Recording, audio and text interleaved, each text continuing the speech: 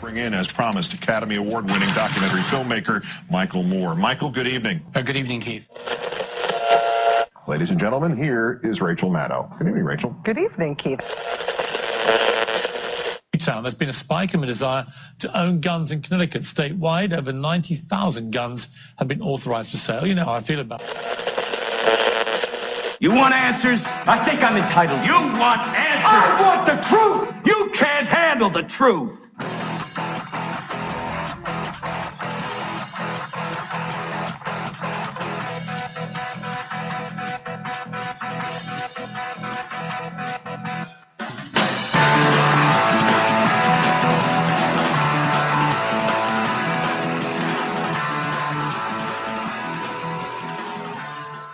That's right. You can't handle the truth. This is Jeff Norton of the Midnight Patriot radio and podcast coming to you live from the great state of Texas. No, actually, I kid. Actually, we're coming to you from the state of Wisconsin. We sent out an invite for you Facebook listeners out there, and one of our listeners actually switched us to Texas. I wish I was in Texas. It's a little cold here in Wisconsin. The leaves are changing. If you ever have a chance to come up here, man, Wisconsin is beautiful. It's a beautiful state. And you know what? It's the only state, I just want to say, for all you patriots out there, so you guys understand, that Wisconsin is not the old Wisconsin of old, I should say. With our new governor here, Governor Scott Walker, he was the only governor to thumb his nose at the federal government. When they wanted to close our federal parks, our state parks and all that, he said, absolutely not. We're keeping them open. We're going to use our state money. These are for the state of the residents and the people of the nation. We're going to leave them open. So kudos out to Governor Walker. Obviously, tonight's a big night. We're going to see the GOP finally cave. Not a good thing, but, it is what it is. We're going to break that down for you. Like I said, you're listening to Jeff Norton of the Midnight Patriot radio show. You can reach us on the web at www.themidnightpatriot.com. Or you can give us a call at 347-205-9899 to join us. Now, this show is, it's for you. It's an extension of our conversations that we have daily on Facebook with all you patriots. So this is your opportunity to call into the show, participate, do what you want to do. So obviously, right now I'm sitting there watching the vote. They're voting on C-SPAN on the House. Obviously, you know that the Senate passed theirs. If you didn't know that, yep, the Senate came up to a resolution to open up our government. And now it's in the House. The vote's going on now. I'm watching it on C-SPAN.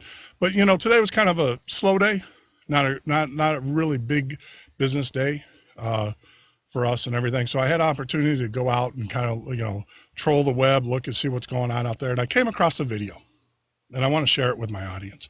This is what a patriot does. This is what a patriot should do. We sit back, I do the radio show. I try to get out as much as I can, but I'm pretty much 8 hours a day preparing for the show, talking to listeners and everything, promoting, getting us out there. So eventually we can get launched on the iHeart radio network. That's our goal here. We want to own this hour for patriots from 9 to 11 o'clock Central Standard Time. We want to be the voice of the patriots during this thing. So we're, working really hard to promote the show and stuff. But, I came across a video, and it epitomizes. We can talk about these senators, these congressmen can sit out there and they can do the things that they're doing, and talk about, this and that and this. But, they're not us. They're not Americans. But I want to share this video with you. And this thing is just phenomenal.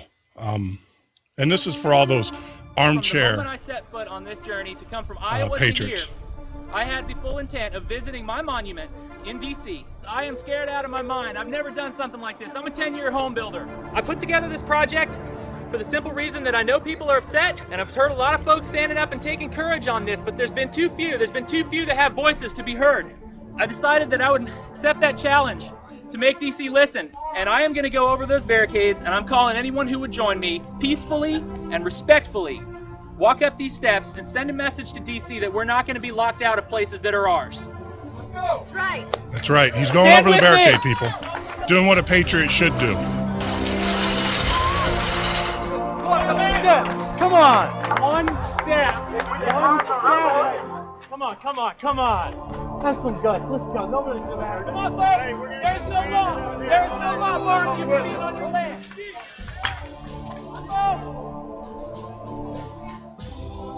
I just don't know. As I was watching this video, I just, it brought so much emotion. And hopefully it's doing the same. You need to go out to the web. Go out to www.themidnightpatriot.com. We have a link to the video. You can watch it yourself. This is my first time to D.C. I'd never been to any of the monuments. I had heard and seen on the news what was going on with the barricades, and it just made my blood boil. Being here today and seeing the courage that so many fellow Americans put forth, it's more than I could ever expect, and I'm just so proud to be a part of it. We marched up those steps, and we stood in front of Lincoln, and my group, we hugged each other, and we said, "To God be the glory." I've never been more proud to be an American than right now. I'm completely overwhelmed right now. It's so good to see courage in people's hearts, and my hope is that more Americans come up here, take these monuments, they're yours. Build the patriotism back in this country. For the land.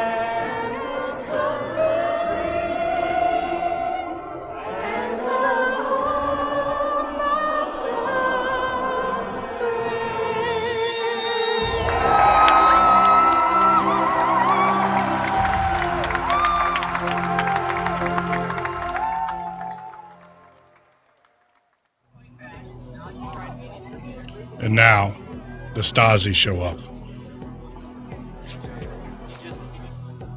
For those that don't know the video and stuff. We're in a restricted area. You took down police line tape to get through the restricted area. I went under it. You went under it. So you admittedly crossed the police line. Ergo, you're subject to arrest. So I'm asking you to leave the memorial and go ahead and conduct your protest down at the bottom of the steps.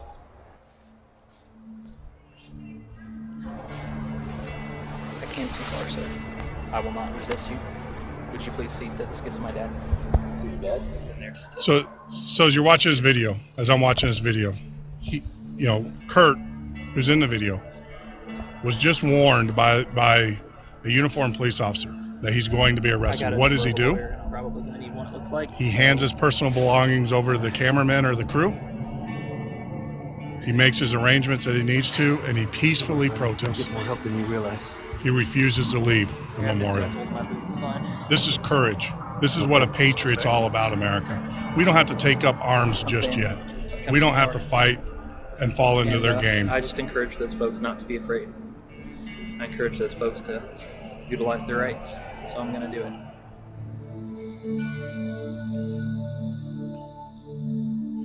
I know this is audio. You got to watch the video. It was superbly filmed. This is exactly what America needs to do in a peaceful way. Martin Luther King led the way. That's exactly what this young man Joel did today. And hopefully his story will inspire other Americans to stand up and reignite that fire. Fear is courage hanging on just a little bit longer. That's exactly what it is, brother. He's doing all of this knowing. This is most definitely a top experience for me, and as far as pride for my country, to see that the hope inspired in so many citizens like this young man Joel, and hopefully that'll continue to spread like wildfire. Thank you. He put his phone and everything in there.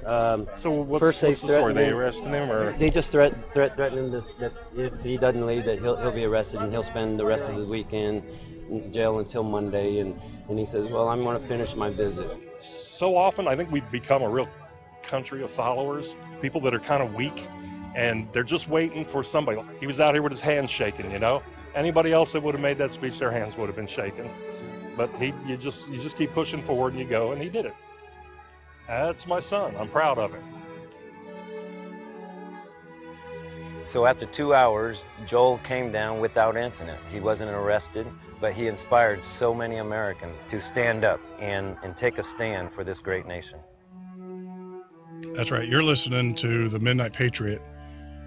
When I saw that, I can't tell you the emotions that I had when I witnessed that, especially listening to his father talk about how proud he was, and watching Joel stand up there with the threat of possibly being imprisoned for his political beliefs. Now, this is the thing. I just want to let you guys know, as armchair patriots, and a lot of us are, we get on Facebook, we do the things. These are the young men and women that we need to aspire if we want to be true patriots. You know, Joel, took the initiative to go to Washington, D.C., risked his freedom to prove a point. And I know a lot of us can't do that. I know a lot of us can't take off our jobs. We have responsibilities we have to do. But what we can do is support young men and women who choose to support us. Now, I just want to introduce everybody to a very special guest here at the Midnight Patriot Radio Show podcast.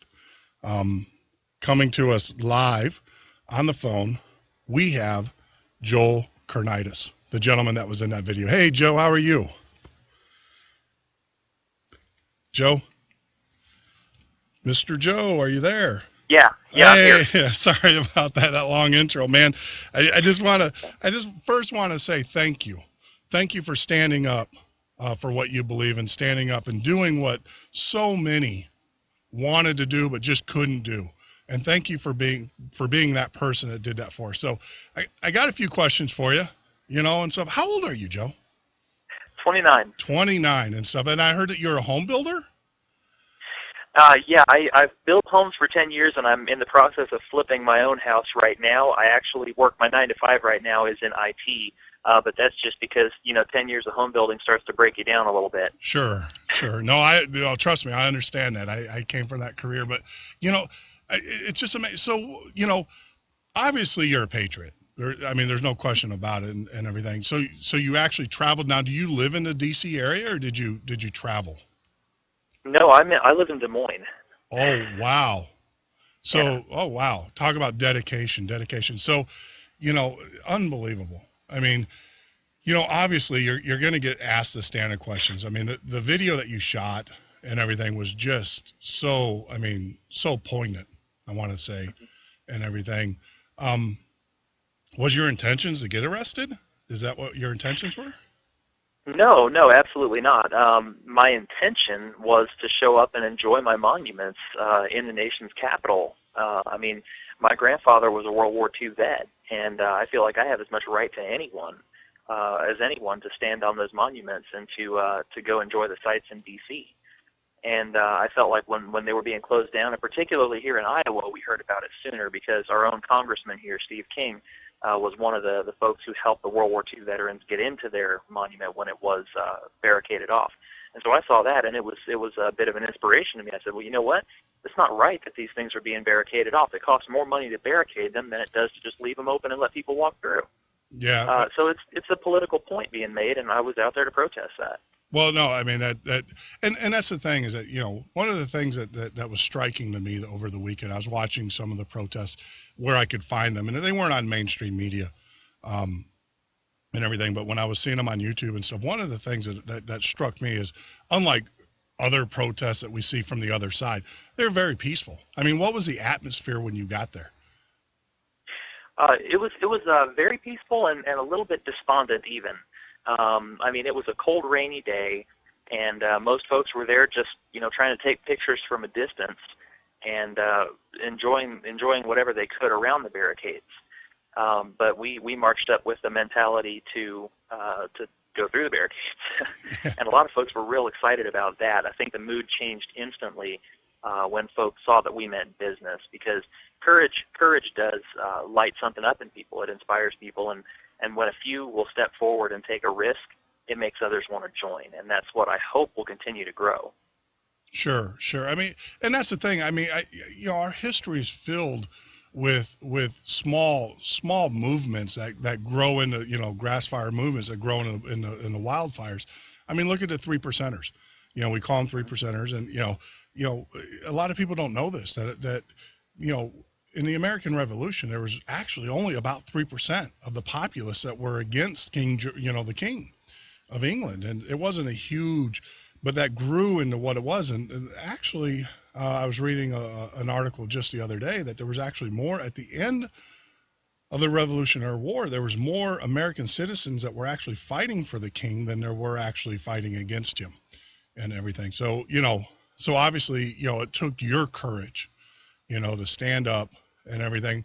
And then, you noticed it, and I think you touched on it, is that once you broke down the wall, everybody else kind of followed and stuff. So, one of the things that wasn't clear on the video is that were the police there when you did it?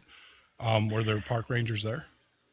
There were 3 of them up the stairs about halfway, and there were, by the time we reached them, there were about 15 of us that had made our intentions well known by the time we got to them.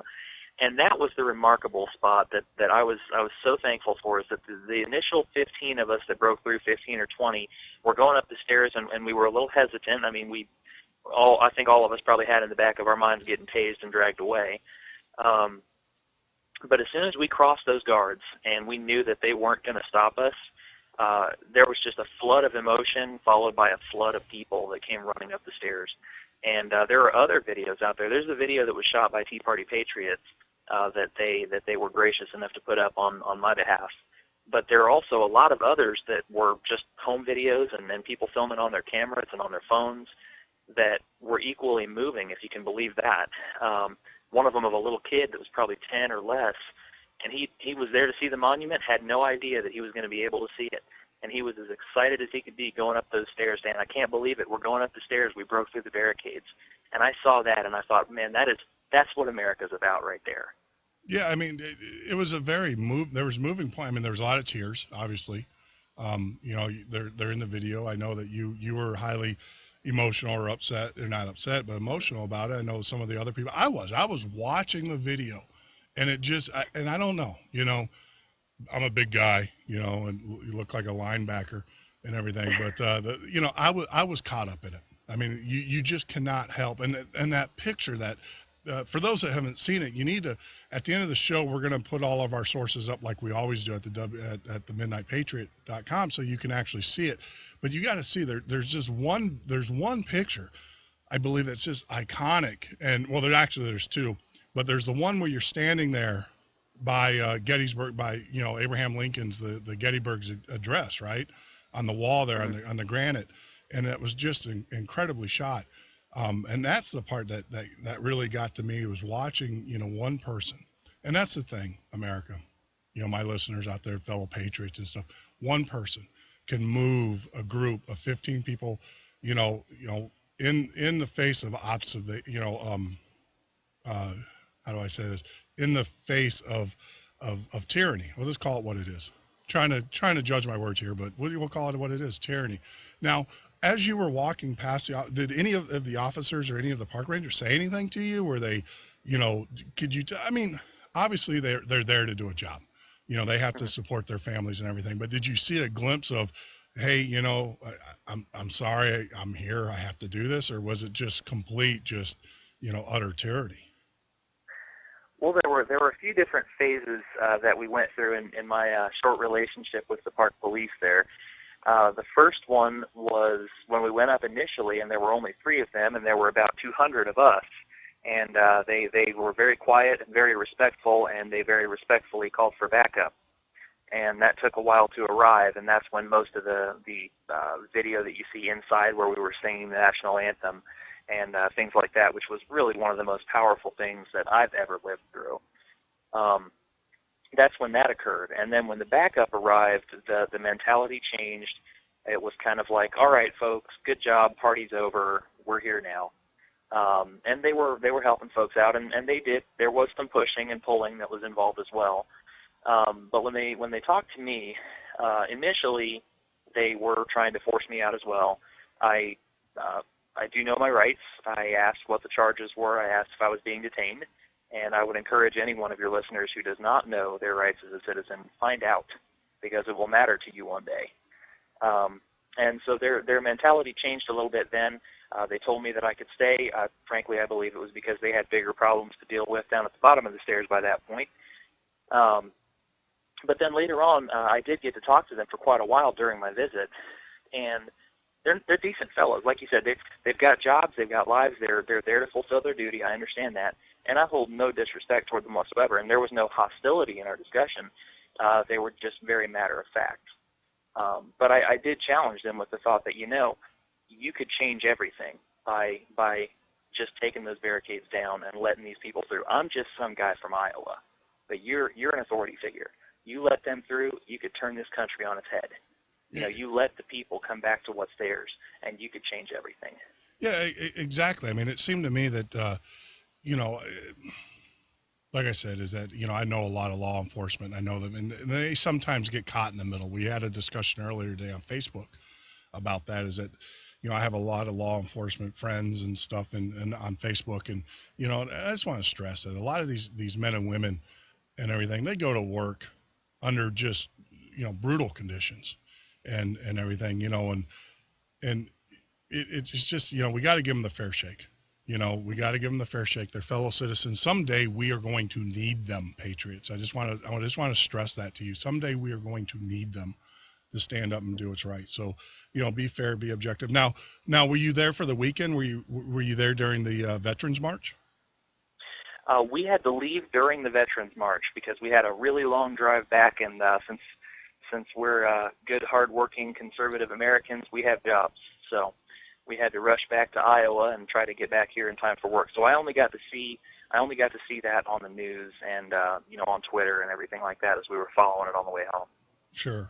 So that was crazy. So you know, we all have to work. Obviously, that's why I wanted to go for the truckers, and I was trying to line up a ride and couldn't get accommodations back and forth. So I do understand. So if you want to talk to Joel on the show or whatever, give us a call at area code 347-205-9899. That's 347-205-9899. Or you can Skype us at themidnightpatriot.com. That's our Skype line at themidnightpatriot.com. If you have any questions, or if you want to talk to Joel, you know, feel free to give us a call. And I'm sure that Joel would love to answer those questions. And this is just a news update.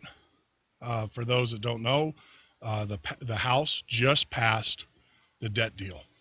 So our peaceful resistance has concluded.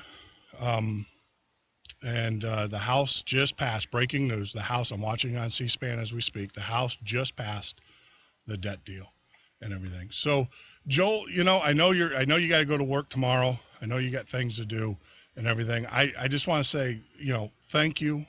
You know, thank you for standing up, doing what I couldn't do, and so many of us couldn't do, and everything. And we appreciate it. It was a great video. I appreciate you taking the time out of your evening. I know you got to go to work tomorrow. Taking your time out of your evening to you know, talk to us and our listeners. Is there anything else you'd like to add? Yeah, it was an absolute honor for me, and I'm thankful for every one of those patriots that stood with me. And I would just encourage everyone that sees it, please share the video, please spread the word around, and let's rekindle that brush fire of liberty here in our country. I mean, we've got a chance, we've got a moment here that we just can't afford to lose. And so I would really encourage folks to go out there and try to make a difference wherever you can. And also there is a lot more footage that we have that's not nearly so professional, but still a lot of testimonies and some interviews and things that we did of people who also participated in it. Those are going to be available at facebook.com/freedcmonuments. And so if you go there like that, there's a lot more available to anybody that wants to learn kind of more about what happened, see the rest of my speech, and so forth. No, that's outstanding. That's freedcmonuments.com. Well, it's Facebook/freedcmonuments. Okay. We'll post a link up there. Now, do you have a group? Do you have a Facebook group or anything like that? Yeah, it's just an open page. It is an open so page. Folks can like that, and then we'll continue to post the updates as they come in. There are actually folks who have reached out to us since we got back from that and said, hey, I was there, I was part of this, I just wanted to let you know that I was so thrilled with what happened, and I've been telling everyone about it. And so we've reached out to them as well and said, well, you know, would you write something up for us so that we can share that and get the word out? And we're hoping that people will like the page and get those updates, get that information, and share it out. We just want people to be inspired. Absolutely, and I don't think the fight's over with. I mean, obviously, the House just kicked the can down the road, but you know, this is, you know, based upon the Senate bill. This is all has to be revisited back in January and February. So something tells me, you know, we're going to be in the same boat that we're in now, and everything. So, you know, this is long from being over, and everything. So you can you join it's free DC Monuments on Facebook. Correct. Make sure you guys get out there, all you fellow patriots, get out there, like that page, stay abreast of what's going on. Look at the new videos. I know I'll be out there. I'll repost as much as I can and everything, because it's all about conservative activism here. I mean, we need to stress and voice our opinions. We need to do it respectfully. You're a great example, and what you did is a great example of how to be a respectful, peaceful patriot. Get the message across, and for that, man, brother, I thank you. I know our audience thanks you, and everything, but I really appreciate you being on the show tonight, taking the time off and kind of explaining, and I look forward to seeing some more of your videos and hearing from you in the future. So that, this is Joel Karnitis of Free DC Monuments. Join them on Facebook, like them, hook up with them and everything, and make sure that you stay abreast of what they're doing in their organization. So Joel, hey, thank you, man. Thank you for taking time out of your night. Thanks for having me, Jeff. All right. Be well. So you're listening to the Midnight Patriot radio show. My name is Jeff Norton. I am your host, man. That is incredible. That's exactly what we're looking for, America. We're looking for that type of dedication, that type of determination, and that peaceful protest. A lot of people are talking about calling to arms and everything. And, there's a time for that. Don't kid me wrong, or get me wrong. Don't kid me wrong. Don't get me wrong. There is a time in which peaceful protest, no longer works. Are we there yet? No, we're not there yet. I don't think we're there yet, but that doesn't mean you shouldn't prepare. That doesn't mean that you shouldn't be ready for the next evolution. Obviously, Congress just now, as we sit here and watch as we were doing the interview, just passed the bill, the House bill, the $2 million slush fund bill for Kentucky. By the way, we're going to talk about that when we get back from our break and everything. So you're listening to the Midnight Patriot radio show. If you'd like to join us, you can always reach us on the web at www.themidnightpatriot.com. You can listen to us live with our audio player there, provided by Spreaker. Our call-in numbers are also there, which are 347-205-9899. Feel free to give us a call, or you can Skype us at themidnightpatriot.com. I'm going to take a little break. We're going to come back from the break. We're obviously going to be talking about what just transpired in the House, what to look forward to, some of the pitfalls, some of the things that are going on out there, that some of you might not be aware of. I know a lot of you are aware of this, but for those that aren't, let's talk about the Senate bill. This is definitely not a solution to our problem. And actually, they just couldn't resist. They just couldn't resist. We're going to talk about some of the port projects that were interjected into this bill at the last minute. They just couldn't resist. So you're listening to the Midnight Patriot radio show. When we get back, we will talk about that.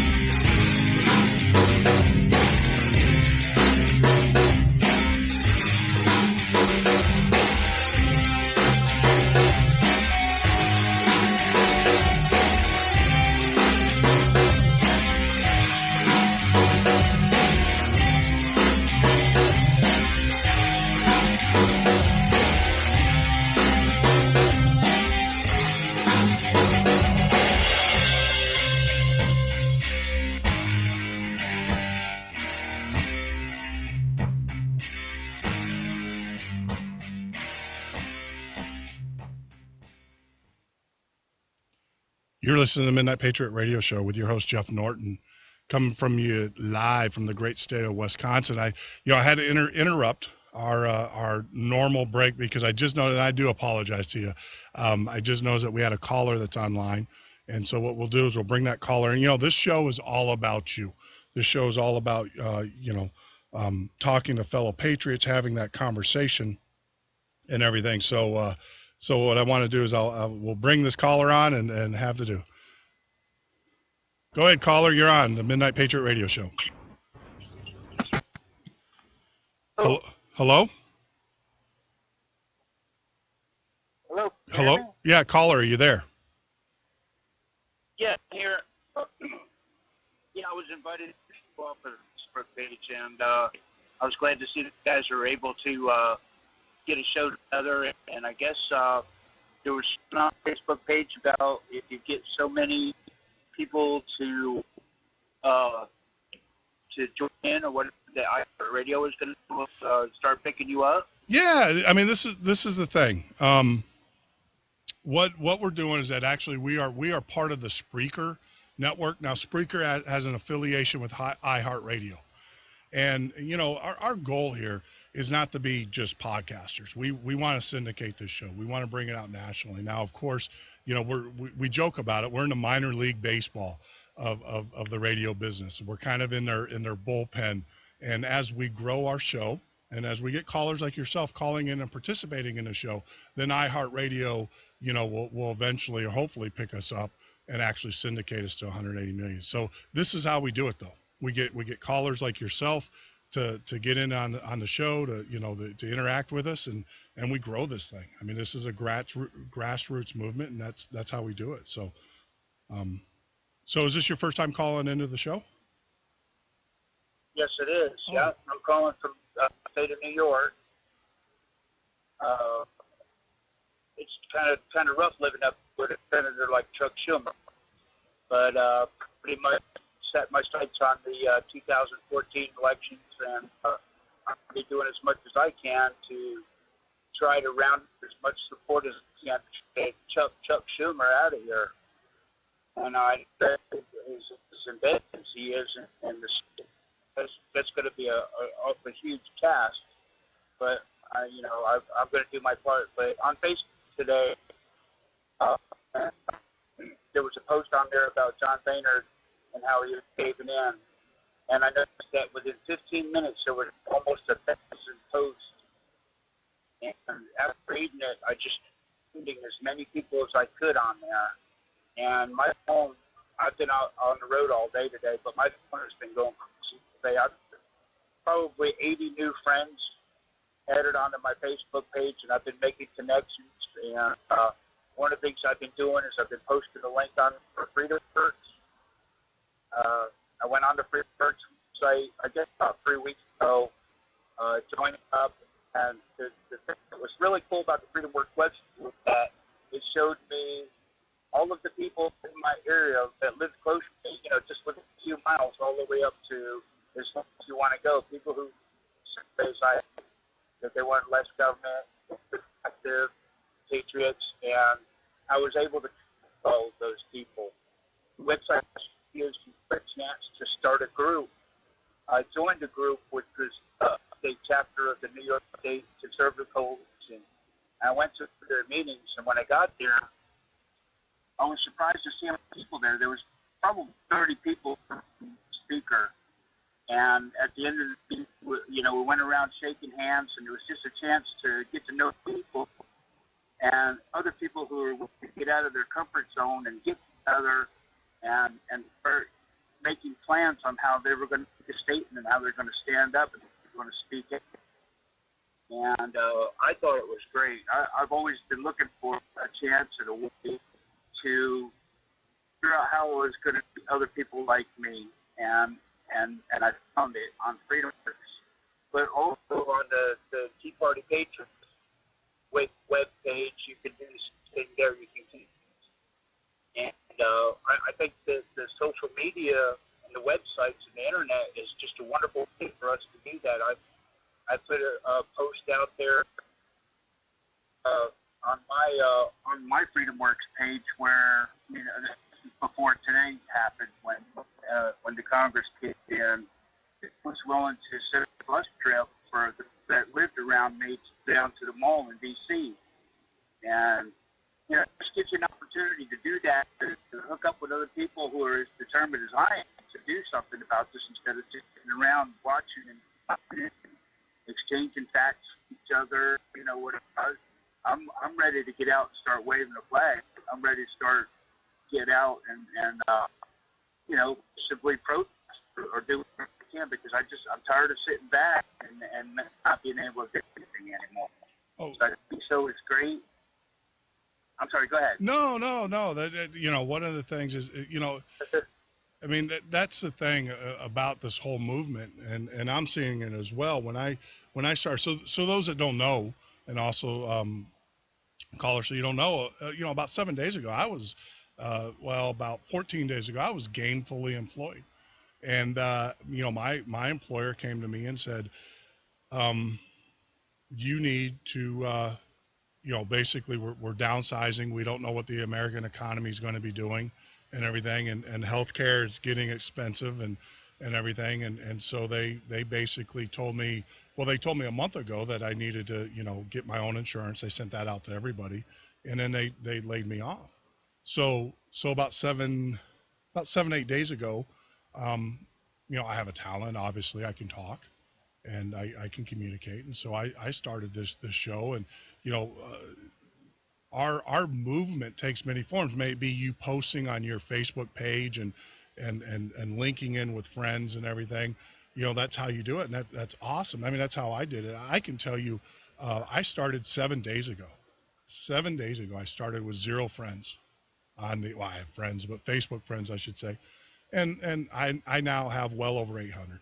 I'm like you. My Facebook page is just blowing up, and it makes us feel good, and it's now some of those, like I said in last night's conversation, don't send me game requests. I'm too busy.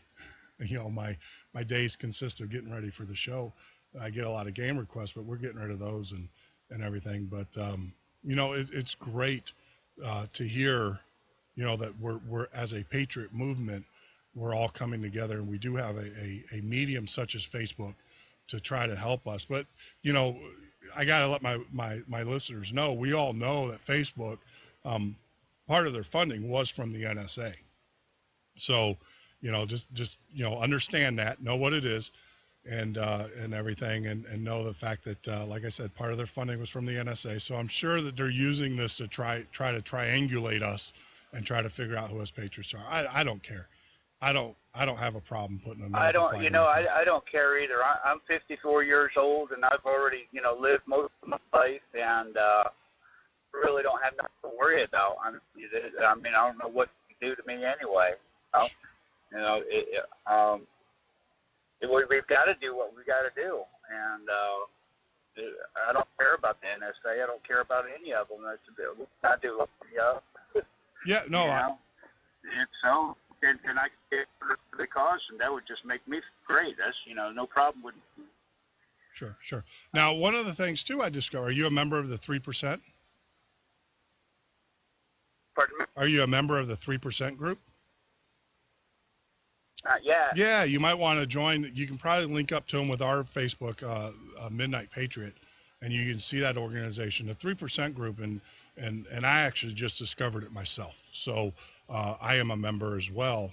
Just joined, joined up with them, or I'm following their group now. Basically, the 3% are us Second Amendment rights individuals who believe in the Second Amendment right, and basically say my cold dead hands when you can come and get our guns. So I highly recommend that you check them out as well, and you kind of follow what they're doing. And obviously they're following what's going on with the gun laws, which actually we have a new, this is a great segment or segue to that. Did you hear about the defeat of the UN John Kerry? I'm going to call it the John Kerry bill because that's exactly what it is, or the Obama bill. The defeat of the Obama gun ban bill with the United Nations today? No, I didn't. Sure. Okay. Well, I'm on the road most of the time, and I get home about this time, and I get on the computer for the next couple hours, whatever. No, I haven't. Sure. I did hear that Joe Biden was over in Russia today. Yeah, Joe Biden. Saying ain't so, Joe. He's probably. No, that's not a joke. That was for real. Yeah, well, who knows where that man's at? That you've noticed, and this is the thing. That this bill, this Obamacare, this whole legislation is just toxic. when the vice president, the guy that he can't keep his mouth shut. So what do? They ship him away to Camp David. And then now he's over in Russia, as you said earlier. He's over in Russia. And so, he doesn't want to come anywhere near this thing because he knows it's going to sink his candidacy if he runs. Because this thing is just so toxic. And we're seeing it now. It's only going to get worse. There's a lot of speculation. So, first, before we get into another tangent, let me bring our audience up to speed on what happened today in the Senate. The Senate actually voted, there was a bill, a UN gun ban bill. Call it what it is, because it was going to lead, it's all part of the Agenda 21 Sustainable Living, One Big Happy Family, United Nations, anti-American, anti-patriot. They passed a treaty in the United Nations, and Kerry signed onto it. Well, today, our senators actually voted against it. So it's a treaty that we as a country are not going to follow. So that's some good news for our Second Amendment. But don't think it's over with. Don't take a deep breath.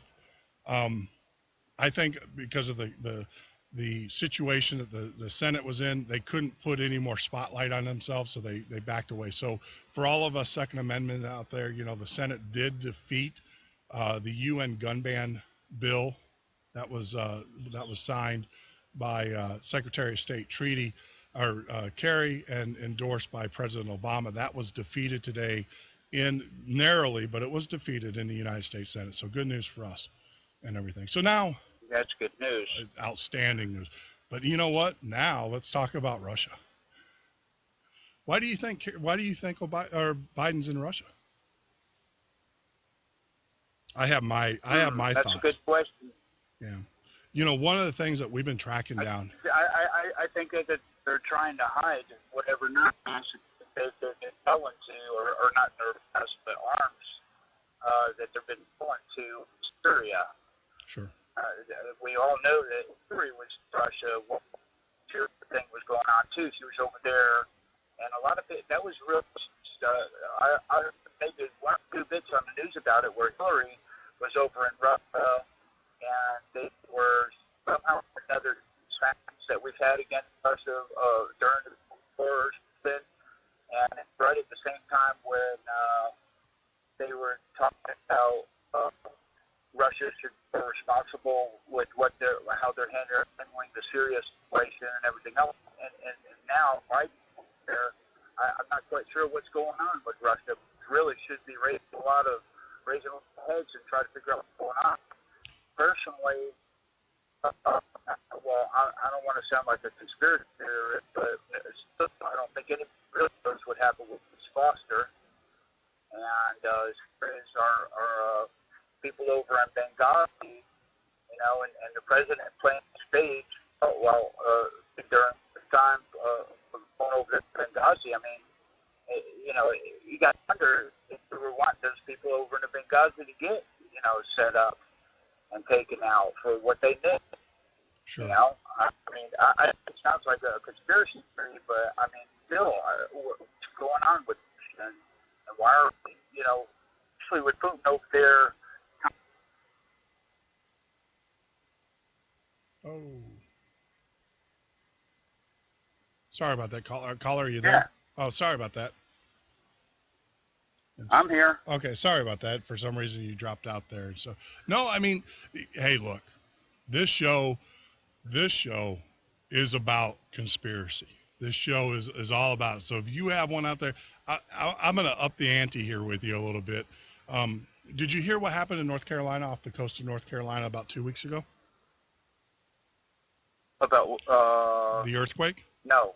Okay. But refresh me in my memory. Sure. So this is one of the things that are floating out there, and we're talking about it now because it's starting to come to light a little bit more, and we've all heard about the generals, or the Air Force generals, who are over control of the nuclear arms being sacked, and of course they said the government's official story is official misconduct. Now that could be anything, and stuff, but one of the theories that's out there, one of the conspiracy, what they're talking about, what's blowing up the blogosphere right now, for those that don't know, is that he was sacked because he refused to detonate a nuclear warhead in North Carolina.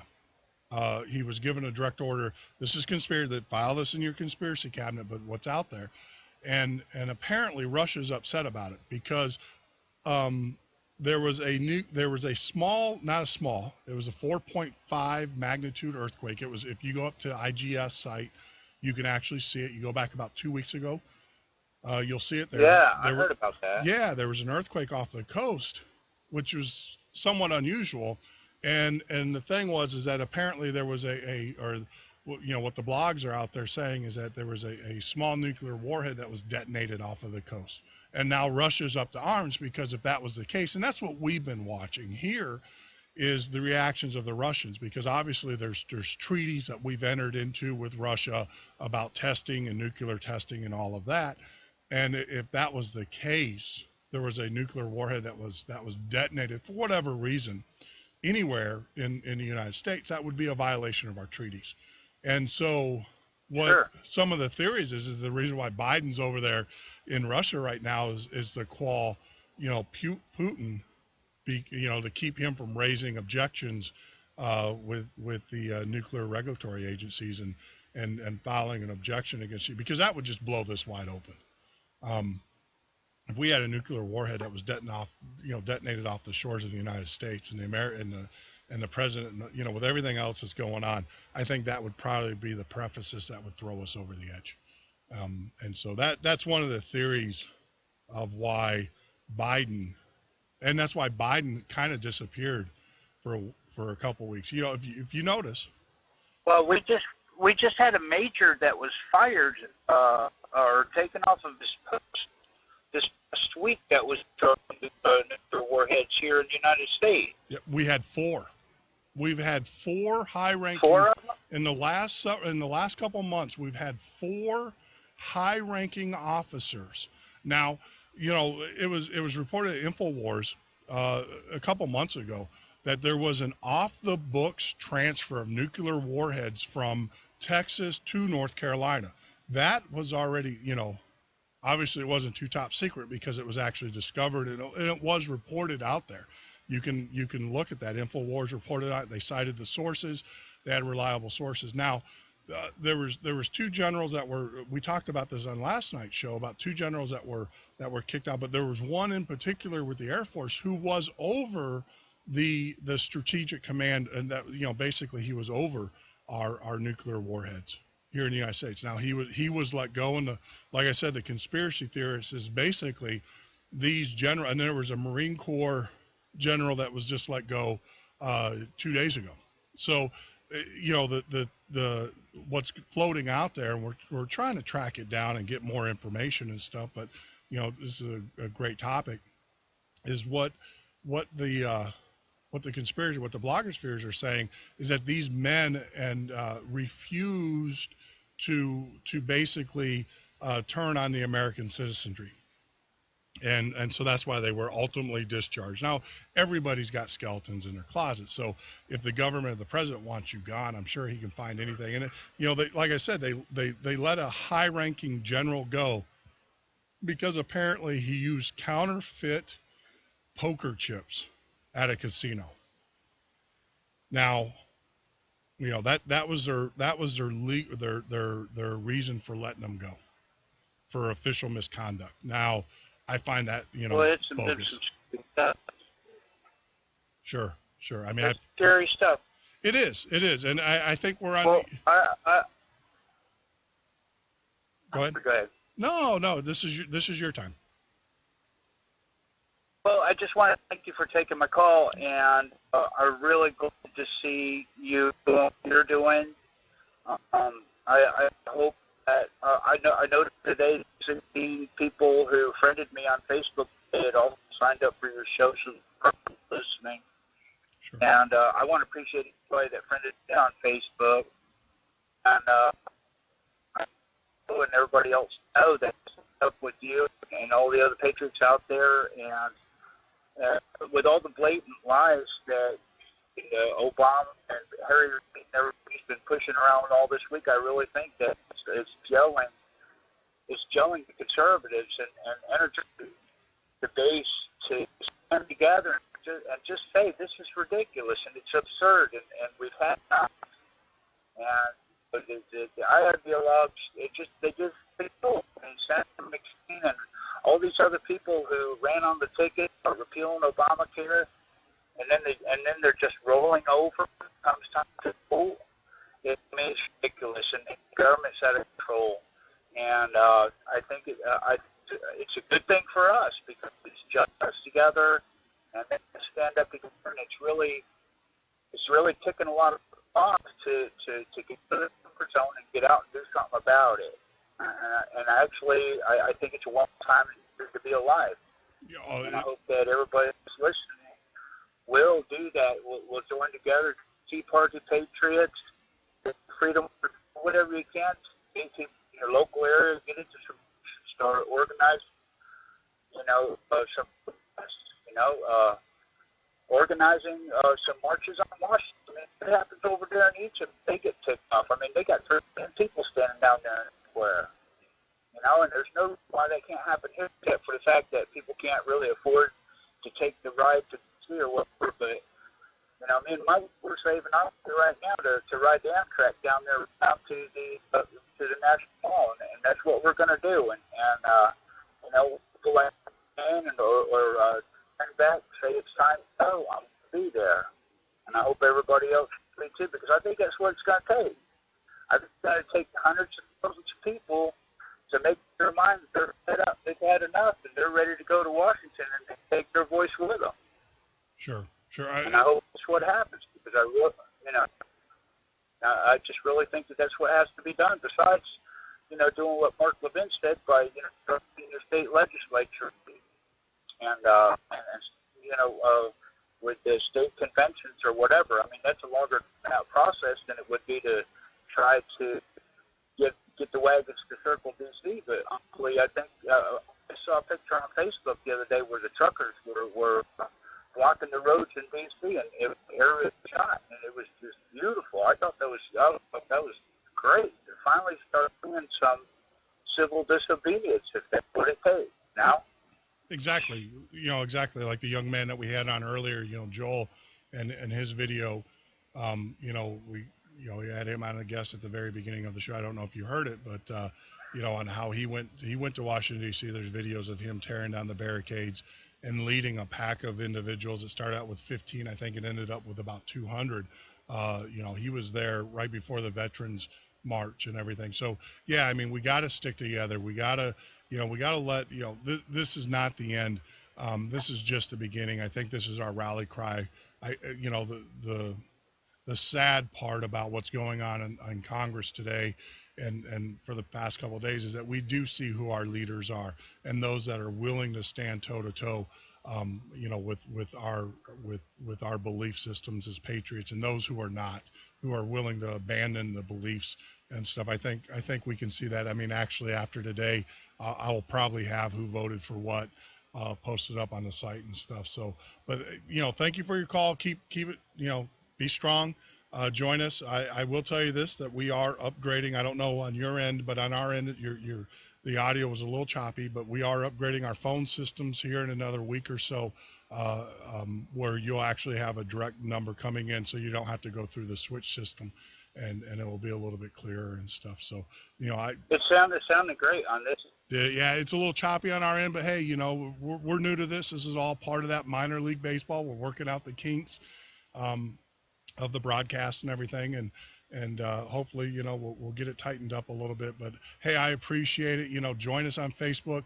Send me a message, the Midnight Patriot, so I can get you into. We have created a special group called the Patriot Insider, and what it is a group of anybody that's listening tonight. If you want to be a member of the group, send me a message. I'll get you added to the group, and it's a way for us to communicate. We have some very specific rules within that group. Obviously, no advertisement, no crazy pictures. I can care less about, whatever. I just don't want to go. It's a family show. There's those things, but there's some information that we do need to get out there to you and kind of feed through. When you get, a couple thousand friends, up to 5,000 friends, I mean, your news feeds will just blow up and everything. I spent about an hour today clearing out. Here you go. Don't join Facebook and friend a lot of people and have the notifications go to your email box. That is not something that you want to do. I learned the hard way today. I literally had my phone has been blinging off the hook. Yeah, you can turn that off, right? You know that, right? Oh yeah, but it's freaking me out so much. I want to answer everybody, and it's making me feel real good that everybody is so interested in putting together and the profile pictures of the Gadsden and all the Patriots, and I've got state troopers, friends, and all kinds of stuff, and it's really good to see. It's wonderful. Yes. I will send you a message, and you'll know who I am. I'll tell you I'm the trucker from New York. Trucker from New York. All right, absolutely. Look forward to it. Now, one of the things, too, is, and I appreciate your call. Thank you. Hey, you have a great evening, and hopefully we'll talk soon. You too. God bless you. Yep, God bless you, too. Bye. Bye now. So you're listening to the Midnight Patriot radio show. You can always join us at www.themidnightpatriot.com. Like us on Facebook. Join us on Twitter.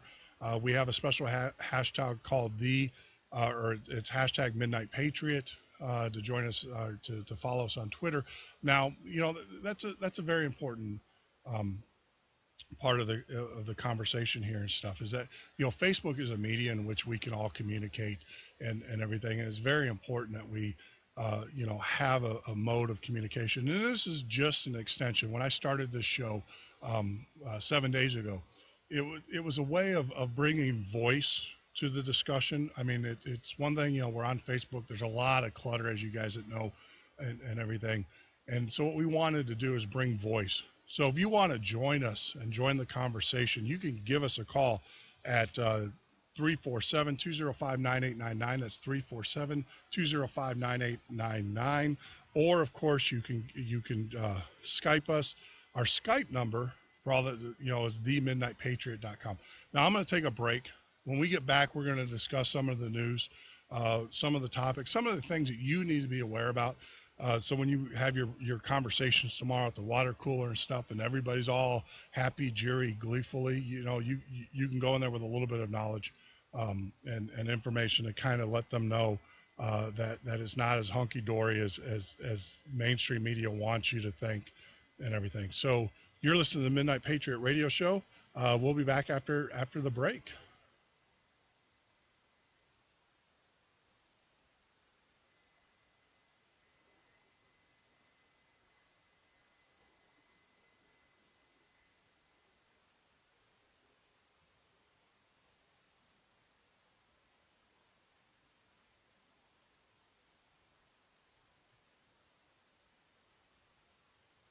Oh, yes, every broadcaster's favorite thing, dead airspace. There's nothing like it. So I do apologize that we had a little glitch with the equipment and stuff. But, hey, how appropriate. It seems like we have another caller here, so we'll bring it in. Caller, are you there? Caller, go ahead. You're on the Midnight Patriot radio show.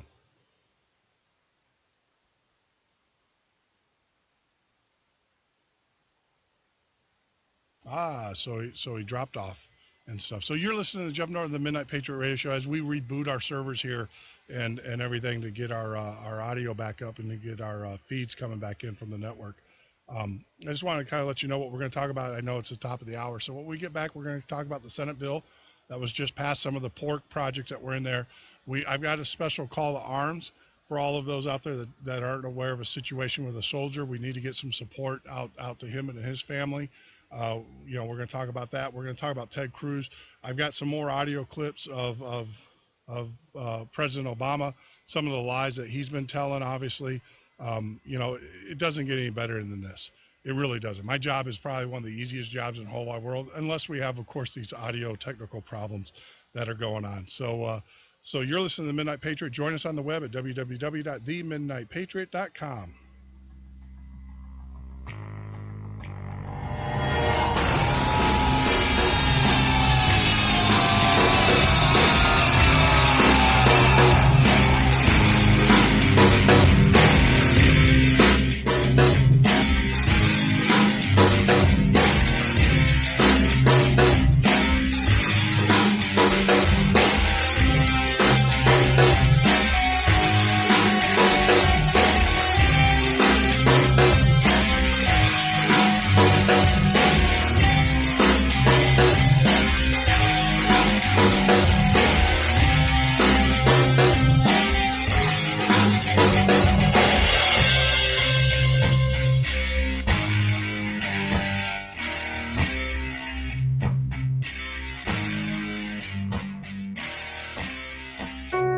In a moment, cancer changed our lives forever.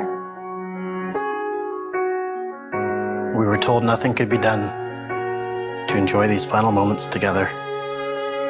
But in that moment, when all seemed lost, St. Jude Children's Research Hospital gave us hope. Because at this moment, St. Jude Children's Research Hospital is saving lives with pioneering research and care.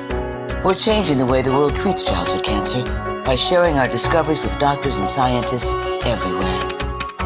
And we'll never have to pay St. Jude for anything, ever. At this moment, she wants to be in her own bed. I want to be back at school with my friends. I want to be outside playing. Please take a moment and join St. Jude in finding cures and saving children. Visit stjude.org. America, welcome home the brave. The brave men and women who serve their country are coming home. Home to their cities and towns. Home to their mountains and valleys. Home to their families and friends. Home to America. Some of these warriors are coming home with wounds you can see, and some with wounds you can't see, like post-traumatic stress disorder. Wounded Warrior Project was created to provide the support these wounded veterans need to ensure their return to America is well-adjusted and successful. But we need your help to ensure that our mission is a success. Help us honor and empower these wounded warriors. Contact us at findwwp.org. America, welcome home the brave.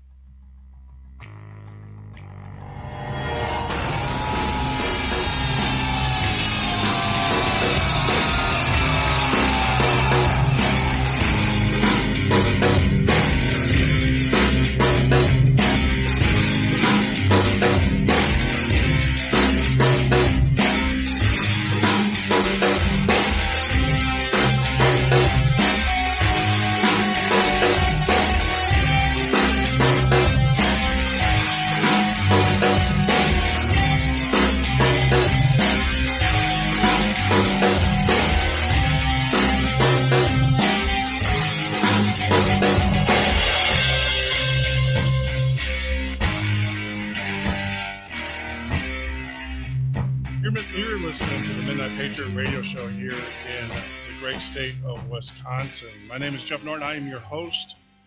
You can always join us on the web at www.themidnightpatriot.com. That's www.themidnightpatriot.com for call-in numbers and other information and stuff. So, you know, one of the things that we are doing, so give you guys a little kind of update on some of the changes here at the Midnight Patriot, is that we are putting in what they call a telephone hybrid system. We have one line in. Obviously, from the last caller that came in, you know, the audio wasn't as good as the first caller. When we had our special guest on the show, he was actually on a new hybrid. So we are upgrading. We are using our money wisely here at the Midnight Patriot to promote and to get more equipment in here and stuff. So with that, so on the second hour, you know, let's talk about what just happened. Obviously, the Senate just passed their bill in the Senate. It just passed in the House on C-SPAN about an hour ago. Are you happy about it? I know I'm not. You know, one of the things that upsets me about the whole bill is the fact that you know, there's a lot of things that upset me, but it kicks the can down the road. Once again, it's another, you know, you know, the old hamburger. You know, Popeye hamburger, gladly pay you a hamburger tomorrow for one today. You know, that's the approach to our government. That's what they're out there doing. And, you know, I'm not happy about it. You know, am I happy about us failing our debts? No. But, you know, it is what it is. So, you know, that's, you know, it is what it is. I mean, there's not much we can do. They passed the bill. They had bipartisan support and everything. And, you know, there's not much we can do. Now, you know, Senator Ted Cruz, keeping up the good fight that he is, let me give you some quotes, or actually, let's talk about Senator Ted Cruz today. As he's talking about that, I know that we have some callers on the President, line, so I rise we'll today get them keyed up as well. in opposition to the deal that the Senate is getting ready to vote on. This is a terrible deal. This deal embodies everything about the Washington establishment that frustrates the American people. This deal kicks the can down the road. It allows yet more debt, more deficits, more spending, and it does absolutely nothing to provide relief for the millions of Americans who are hurting because of Obamacare. To all the young people right now coming out of school who can't find a job because of Obamacare, this deal does nothing for them. To all of the single moms who are struggling and being forced into part-time work, trying to feed their kids on 29 hours a week because of Obamacare, this deal does nothing for them. To all of the hard-working families who are right now getting massive premium increases from their health insurance companies and trying to figure out how they're going to make ends meet with health insurance going up 100, 200, 300%. Because of Obamacare, this deal does nothing for them. That's right. This deal does nothing for them. So we have a caller on caller line 1. Hey, Wade, how are you? Fantastic. How are you doing? I was really shocked to see how that worked. Yeah, it's amazing. And we have technology that was given to us and everything. We are learning as we go here. So I do apologize for our audience. So what I did, I'll let you know. You're our first caller and our new system. We, after the last call, which is all over the internet and everything, we decided that, I'll switch you over. I was a little discombobulated there after the break because I was getting the hybrid system turned up and stuff. So this call sounds so much better, so much clearer than the other one. I'm glad to hear that. Eventually, that's what I'm going to need is a really good producer, because I've got the talent and I have the passion. But the technical knowledge is just beyond me. Oh, it's amazing. I've learned so much just in the short 7 days.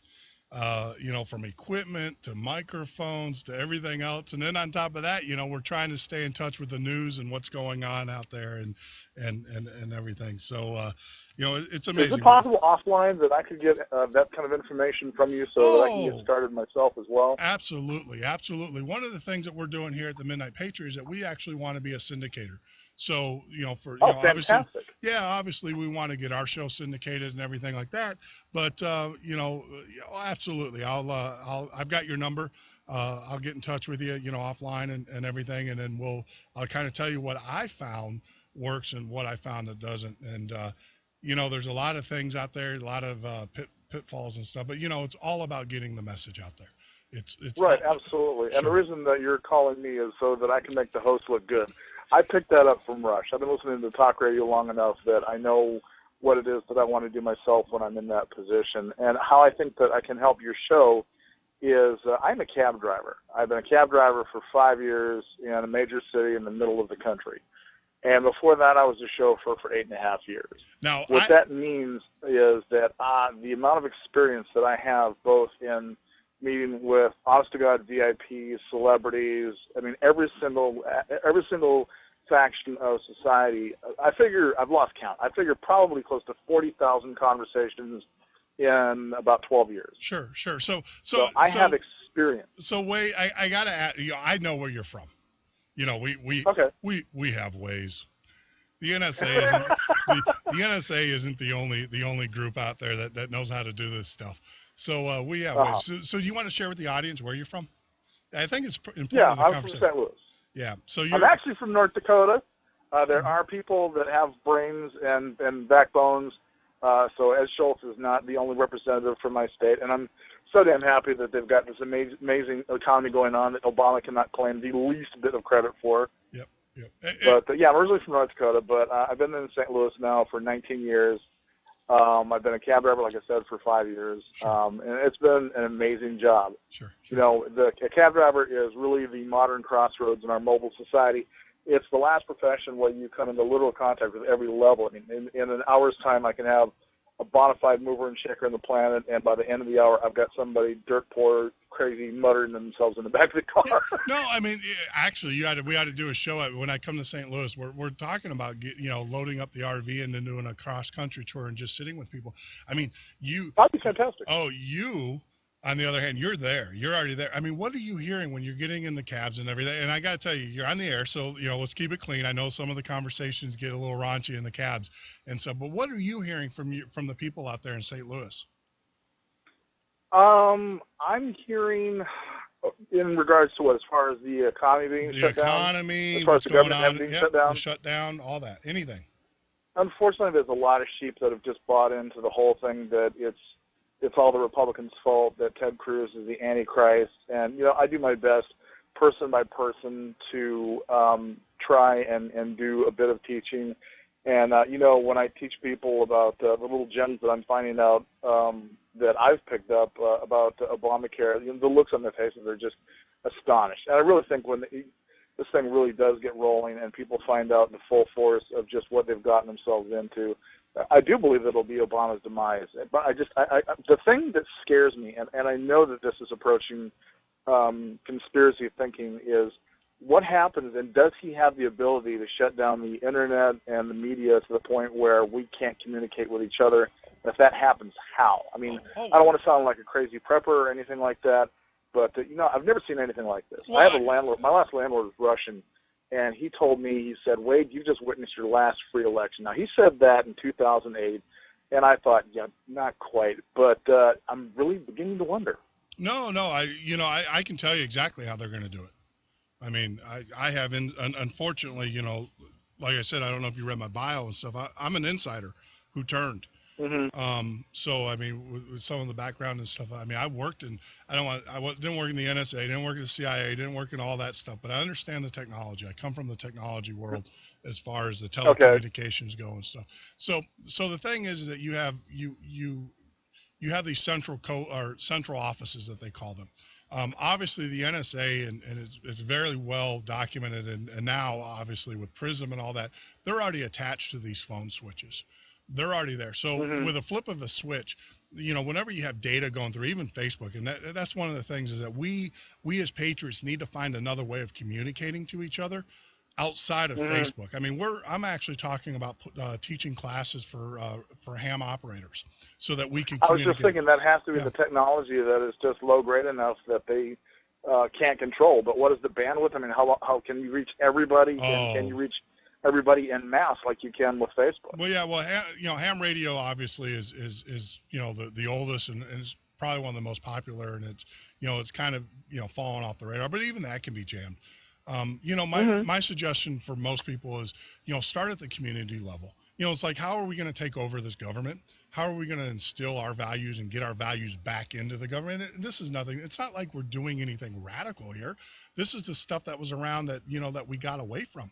That we're what the norm was 40 years ago is no longer the norm, and so we're trying to. No, it's not. Yeah, so people do not want the apple cart set up. People don't want the apple cart upset at all, and I'm continually amazed the more I look around the way the Tea Party is denigrated, and it's like, my God, you people don't know history. You don't understand that basically, if you could go back 230 odd years in time, you people would be supporting King George right now. Do you not see that? Yes.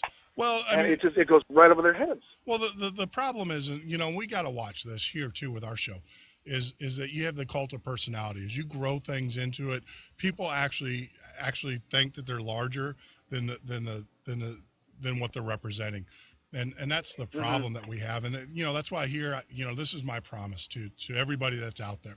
No matter how big this show gets, it will always be a 1 or 2 man show. I have no desire to build TV studios. I have no desire to be worldwide. I have no desire to do that. I just want to be, provide a radio show. I want to own the 9 to 11 o'clock slot for Patriot Radio on mainstream media. That's our goal. I don't have a desire to have all this other stuff. So when you contact me or you like or friend me on Facebook, I will respond to you. I spend about 6 hours a day. It was 4. Now I'm up to 6, just talking to people every day. And so, and that's the problem with I don't want to say the problem with the Tea Party, because even in their with all their problems that they have, they're still refreshing to see.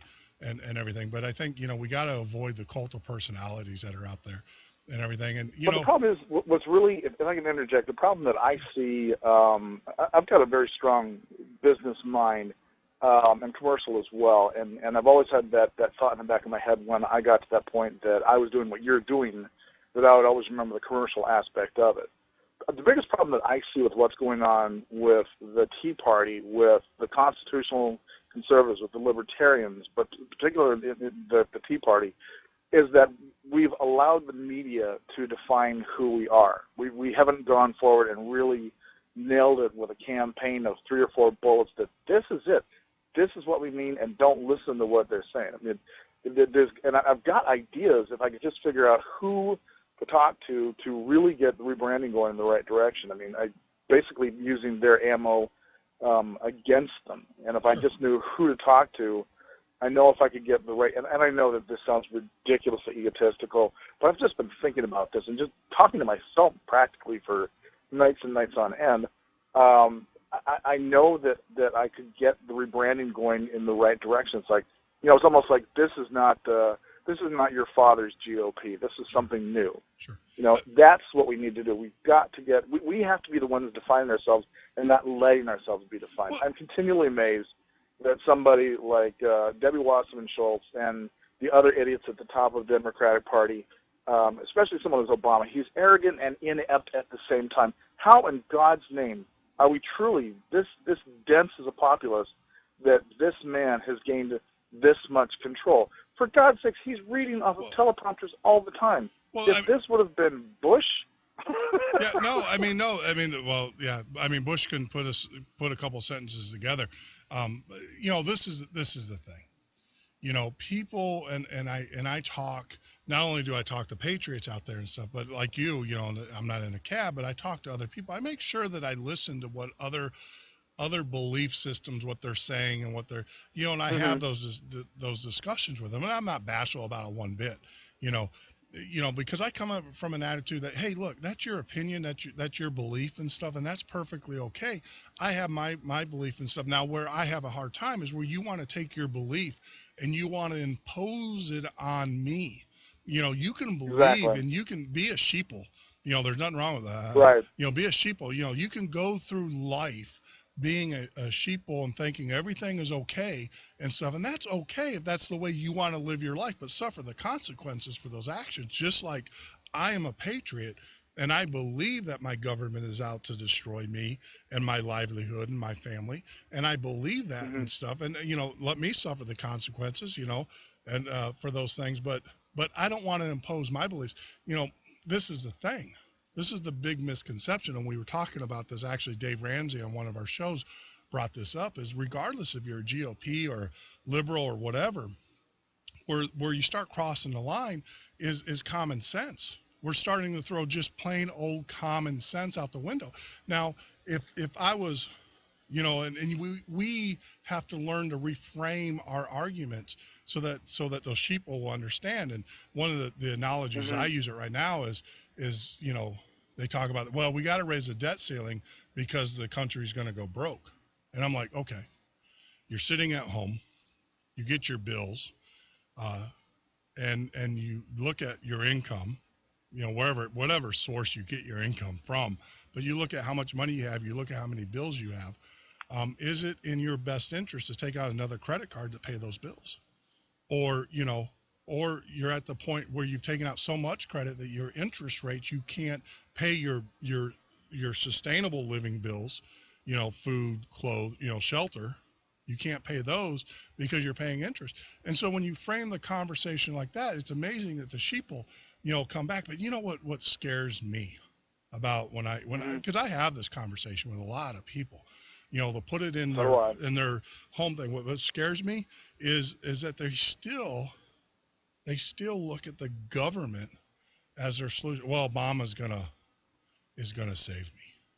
Are really? You really think that he cares about because you? People don't have. I said that in the first election when Obama got in. If Americans would have had a real understanding of economics and history and civics, there's no way in hell that he would have gotten in. Because I look at it like this. I look at it from a business perspective. if what our elections were, where we were looking for somebody to run the family business, okay, you're looking for somebody with executive experience. In the first election, you got down to 4 people, and only one person actually had executive experience. As much as Sarah Palin ended up being maligned, she was the only one that had actually ran anything. The other 3 had all been part of the Senate. Well, if you're in the Senate, you're part of decision-making bodies. You never actually are responsible for any one particular decision. And that's something that most people didn't really stop to think about. It's just, I don't understand how you can get it across to people. If you're looking for a leader, you're looking for somebody who can see the big picture and delegate authority. Those are the 2 most important things. It amazes me that we're on 27 now. Out of 44 presidents, we're on 27 who've been attorneys. Now, some of them have been amazing. You know, Abraham Lincoln was an attorney. I can't think of any others off the top of my head that were attorneys. But an attorney is somebody, at least in the modern sense, who micromanages. They micromanage their time, and they look for loopholes. That is not somebody that is supposed to be running a major corporation, i.e. Our country. Yeah. You know, but you're trying to get this across to people, and it's like, you know, finally the words start to come on.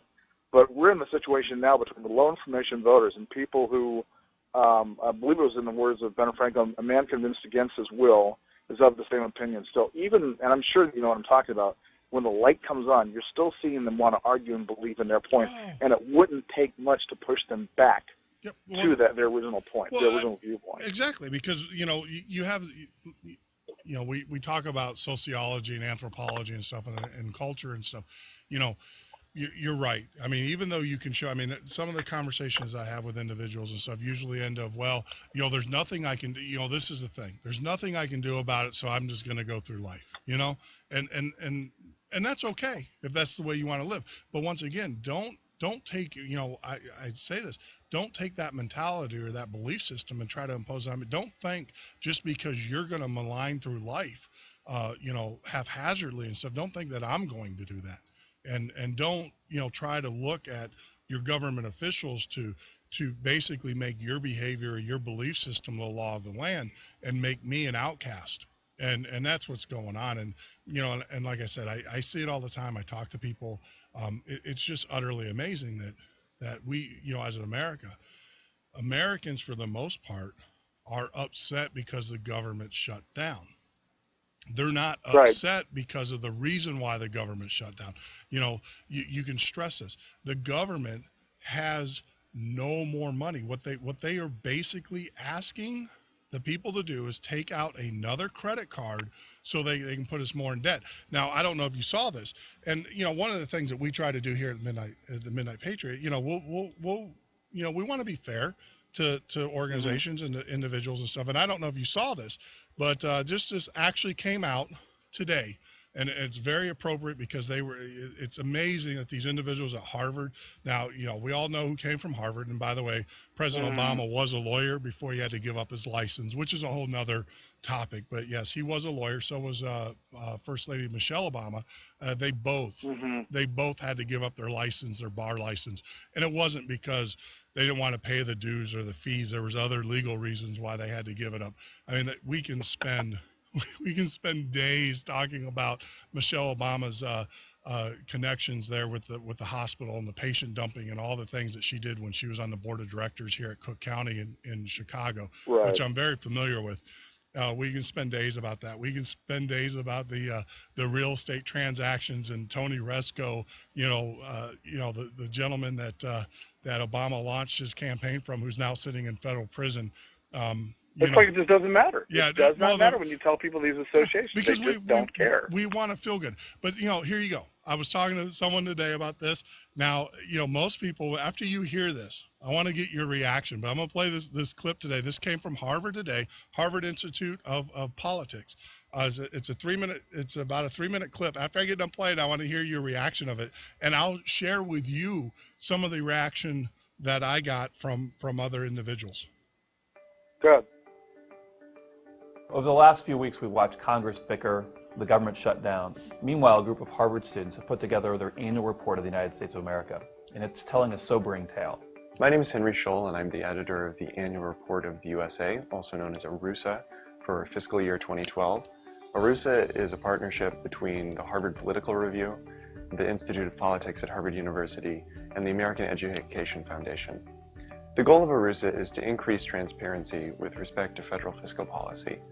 We want to inform people about how their money is being raised and then spent by the federal government. One of the major topics that we focused on in ARUSA this year was the federal debt and the federal deficit. One of the things that we found is that if the U.S. were to impose one-time payment to cover its debt, that amount would come to $52,000 for every person, including the young, the disabled, and the elderly. If that one-time debt reduction tax were levied only on people who are in the workforce, it would come out to about $106,000 per person. Another interesting finding is that some programs don't cost nearly as much money as politicians make it seem in their statement. There you go.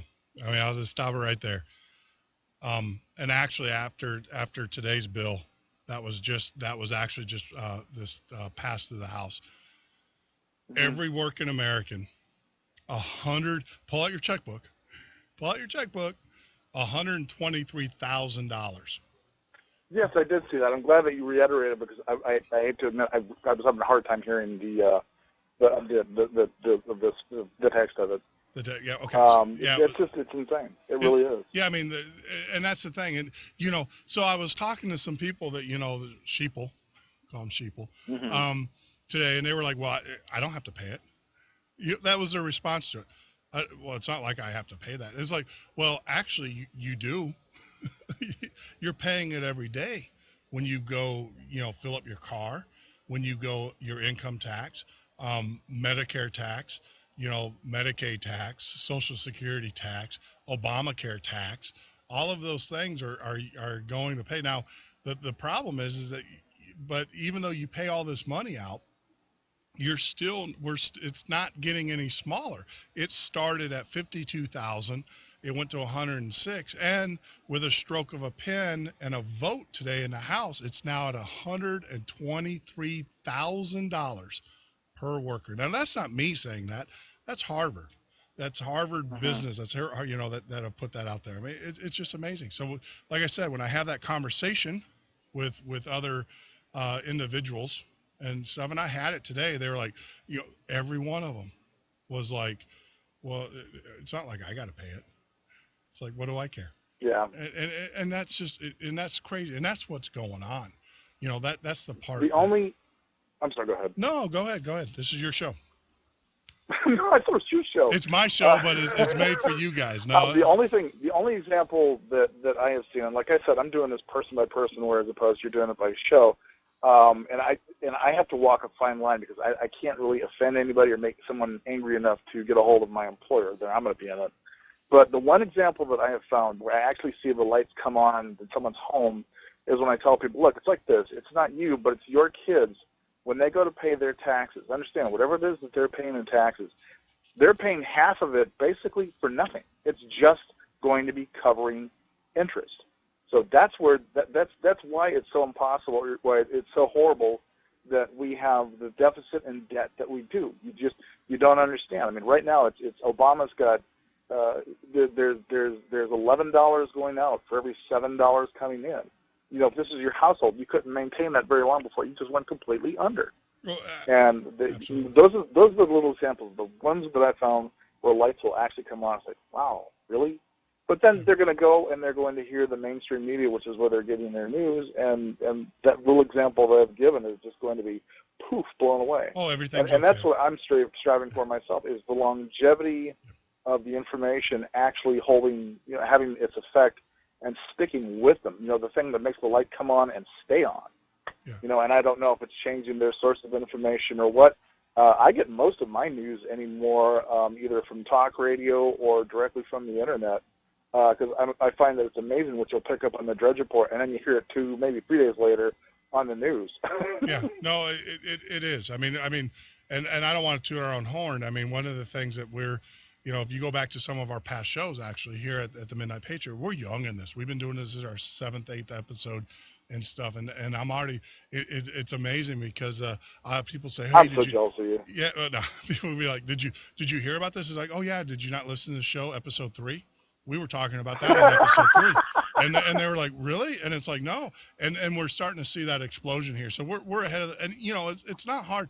And the secret to all of this, everybody, is just, keep your ears open, listen to what's going on. One of the things that we're strict on here is that anything that we say, we source. So if you go out to the website after tonight's show, even anything that we talk about in tonight's show and some of the other material that we kind of put together for today's show, we actually source it. You'll actually click on the link and you'll see all the sources. So you want to talk about the dumbing down of America. This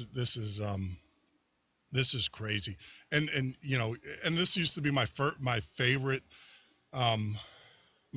clip when I used to watch the Tonight Show, where he would put the man out in the street and and they would have, they'd ask the question and everything. So here you go. This was just done just the other day. This is crazy. This is completely insane.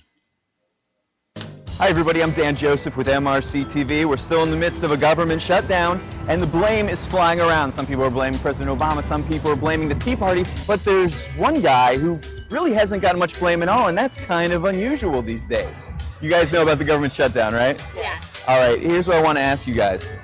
Who do you hold more responsible for this government shutdown right now? President Obama or former President George W. Bush? Former President George W. Bush. I would certainly think that Bush really put us in this position. George Bush, he was doing stuff, but he wasn't like really doing as much what Obama's trying to do. So it's like so much that stuff that Obama. I just can't take it anymore. I mean, when you hear stuff, I can't either. I mean, this guy. I'm watching this today, and I'm just rolling because I'm sitting here, and it's not like he picks 2 or 3 people. I mean, this is basically a 30-minute clip of him just walking the street asking people, and they're all saying the same thing. Oh, it's Bush's fault. It's Bush's fault. And that's that's what we're up against. That's exactly. I have to tell you something, because like I said, I was a chauffeur for 8.5 years. So basically what that translated into is that I was around millionaires and multimillionaires on an hourly basis. I know some things about the rich as opposed to what the average people do, because I was constantly in contact with them.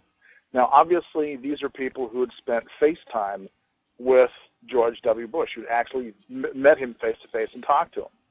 Over the years, I figure I met probably about, I'd say between 40 and 50 of them who'd spent anywhere between 5 minutes and a half hour with the president. I asked every last one of them. Now, I have to preface this right now with, the last president was not necessarily a favorite of mine, but I did believe the man when he said what he said. I didn't think he was dumb. I just thought that he had a problem getting his ideas across. Okay, but he did many things that I was not happy with. So this is not a rah-rah, hoorah person for the previous Bush. Personally, I thought both of them let the country down a lot. But what I'm saying here is that of the people that I met, I asked all of them the same question to a man and a woman. I said, when you're with the president, is he sharp? Is he on point? Every last one of them, with nothing to gain lying to some dumb chauffeur, said the same thing. Yes, when you're with the president, he is sharp. He's on point. The man couldn't have gotten where he did by being a blithering idiot, but he couldn't speak, so of course the media did what? They had to make him out to be an idiot. And it really made me start to ask the question, at what point in our country did we get to where our leaders had to have the personality of a TV news anchor before we would believe them and give them credit for what they were saying? And I don't know, but I mean, like I said, that's one thing that I have from the time that I have the experience that I had, that, when you talk to that many people and that many people give the exact same answer back, and there was no variation, there's truth to that. But to this, God knows, 10, 20 years from now, regardless of how big of a disaster Obama is, if there's anybody in my age group still alive, they'll probably still say, "Oh yeah, Bush was just a complete idiot." Yeah, well, even though it's not true. Yeah, well, the scary part about all of this is that I was looking at, one of the things I like to do is look at political cartoons. I love them. People send them to me all the time, and it's so funny and stuff. But I was looking. I actually went down to the local library. Yes, I went to the library. Use that social program called the library system, which I still believe in.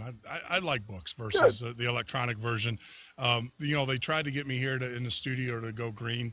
have everything digital, everything. You know what? Give me good old paper. I don't care. I like books. Yeah, if I have to chop down 20 trees, but give me good old paper, because I'll tell you, the last couple of days that I went digital, I hated it. And I still hate it. I'm going back to paper. I don't care. I'm going back to paper. I don't care about all this digital stuff. So, For one thing, when it's your book, you can put notes down in it. You can't do that with something that's that's like Kindle or something like that. Exactly. So, but going back to that point is that I was looking at some of the political cartoons, and you want to talk about vitriol. Oh my gosh, some of the old, we're talking in the revolutionary time and stuff, because that's how they communicate and stuff. Now, I got in this debate actually with a professor friend of mine here at the local college, and we were talking about, what was going on, what was the difference then and versus the difference now. You still, in politics itself is a dirty process, It is. I mean, it's just a dirty, messy process. It's the whole thing about making sausage. You like sausage, but you don't want to see how it's made, or you won't like sausage anymore. But that's the same way in politics. What's the difference between then and now? Because if you go back and look, I mean, you put it in a Googler, as we say, put it in a Googler and look at political campaigns and cartoons and stuff. They were just as vitriol as they are now. The difference is today's young people, or today's people that are growing up that are going to be our future leaders. This scares the bejesus out of me and stuff. They're all part of the Agenda 21 global, the sustainability programs and all of the dumbing down of America. Catherine, Austin Fitts, wrote a great book about the dumbing down of America and our education system when the NEA came in. And everything, and I was like, oh, that's conspiracy when I was young in this, and so I was like, oh, that's all conspiracy. But I'm seeing it firsthand. I have children that go to school, and I'm seeing what they're producing, and I'm like, are you kidding me? This is acceptable? I have a daughter, God bless her, I love her to death.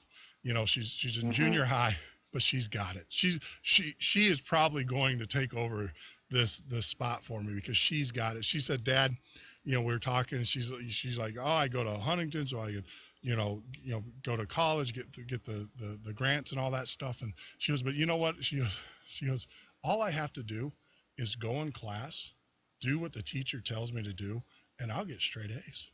I mean, she's figured it out, because, and that's what they want. That's what they want from us. And so, she comes, sits with me, and of course she gets indoctrinated, and we have the discussion where she's like, I can't tell him that, Dad.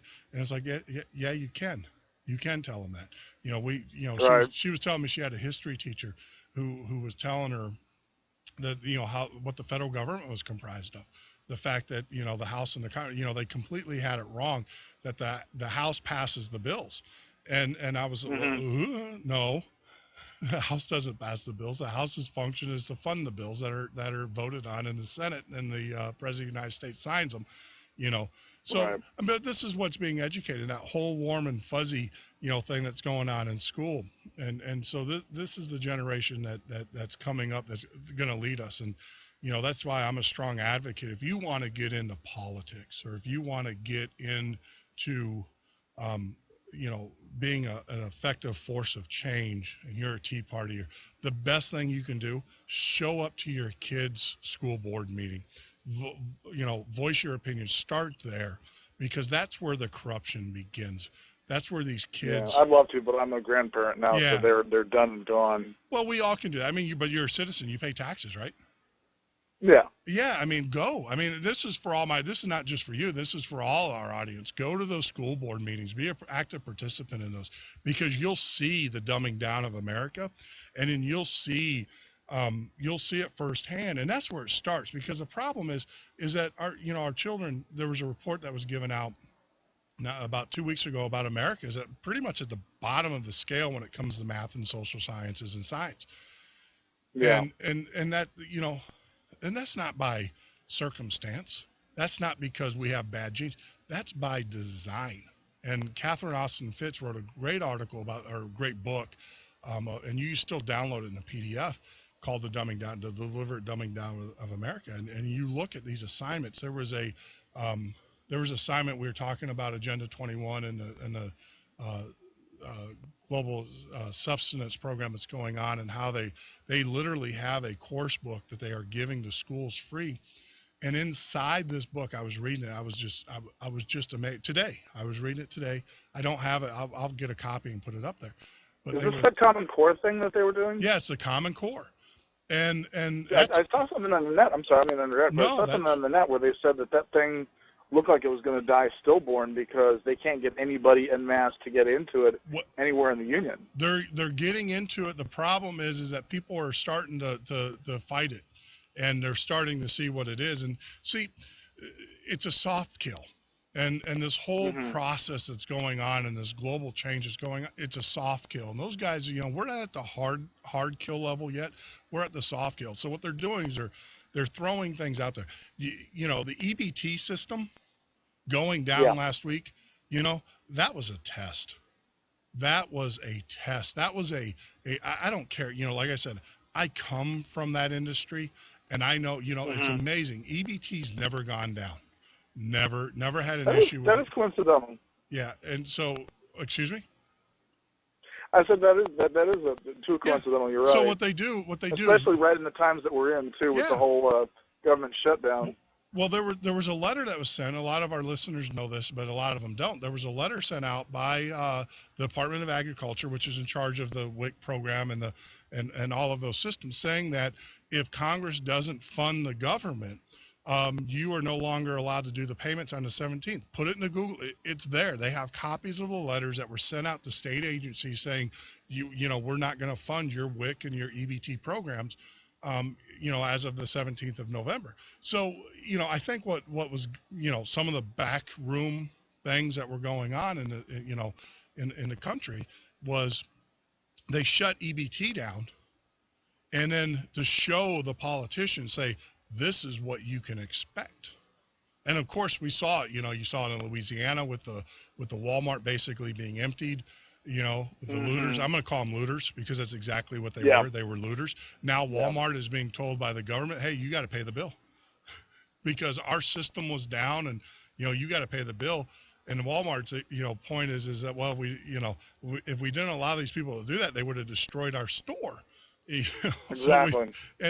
So that was and if you think it was anything other than this, you are definitely living in a cave hiding from SEAL Team 6 because no, seriously, because the reality of it is that was hey, look, politicians, you either give us what we want or this is what's going to happen. It's the whole, they talk about the martial law where, Congress, under the Patriot Act, or actually the original TARP bill that was passed, there were members of Congress. Don't take my word for it. Go out there and Google it. There was members of Congress that were told specifically that if they didn't do the bailout, there would be martial law. I mean, they were told that. And so they, and I think a lot That's insane. Yeah. And so, a very well-known economist once said, and this is, like I said, when I have these conversations with non-believers, non-patriots, I frame the conversation this way. Our economy. You ever watch Thelma and Louise? You ever watch Thelma and Louise? Yeah, go on with you. Right. Yeah. So at the very end, the climactic scene is Thelma and Louise are driving across the desert. They have the police chasing them, right? And they got the cliff. They know they're going to go over the cliff. They have nowhere. They can either surrender, which they're not going to do, or they can go over the cliff. Now, the decision, and like our economy is, and it's the same decision. You can go over the cliff and just kind of like fall over the cliff, or you can accelerate. They accelerated, right? And went over the cliff. And that's what's going on with our economy right now, is that we are at a fiscal cliff. There is no one out there, anybody in academia, any politician will tell you anything differently. We are at a fiscal cliff. There's no doubt about it. We all know it's there. We cannot sustain this level of spend versus, what we take in. We're there. Now the question is this. Let me ask you. Sure. Go ahead. No, go ahead. I'm trying to get better at that. Let me ask you a question because I was framing the question, but I think you just answered it for me. Do you think that's the biggest difference between this government shutdown and the one that happened in '96? Is how we're so far along in our debt? Yeah. No. Do you think that's the big difference? No, I think the big. It's not what I think. Because you remember the first one, it was really not like anybody was really that upset, or is it just Obama just taking advantage of national stupidity? Yes, it was a philosophical. There was two different. Obviously, at both cases, we needed to raise the debt limit. There was no doubt about it. Mm-hmm. The difference between then and now is Newt Gingrich and the whole and Clinton, when they were doing that, they were actually talking to each other. They were communicating. I think that was more of a hey, I want this, you give me this. They were negotiating that, and what they did is they used the shutdown as a tool for their negotiation. Now, the difference is obviously they used it for this as a tool for negotiation, but the difference is this, is you have a president who, and I talk about this all the time, the president's mindset, President Obama's mindset, you got to remember where he came from. He was a community organizer. So his whole framework of thinking revolves around the government owes this to the people, versus Bill Clinton was I kind of work for the government, and and that's the socialist Marxist background. And exactly. And so the thing is, what made this different is that Obama was sitting there going, well, if we make the people's lives difficult, he was coming at it from, the people, make the people's life difficult, and I'll get what I want. Because of the inept government, where, it's a whole different, same rooted issue, but the different approach. And we saw that firsthand. What did President Obama do? He shut down our national parks. I mean, at the very beginning of the show, we had Joel Carnitis on. He was one of the gentlemen that actually was one of the first to break the barricades. I don't know if you heard that at the very beginning. But he was. No, I didn't. Yeah, you guys listened to him for doing. Yeah. I know I'd have done it if I was anywhere near a barricade. Yeah, no, he broke the barricade. He drove all the way from Iowa, and broke the barricades. We had him on as a guest at the first of the show. I mean, it was all about putting the pain, making the people pay. You have a government who is saying, we have memos from the White House telling our park services to make their people, people's lives miserable, make them pain.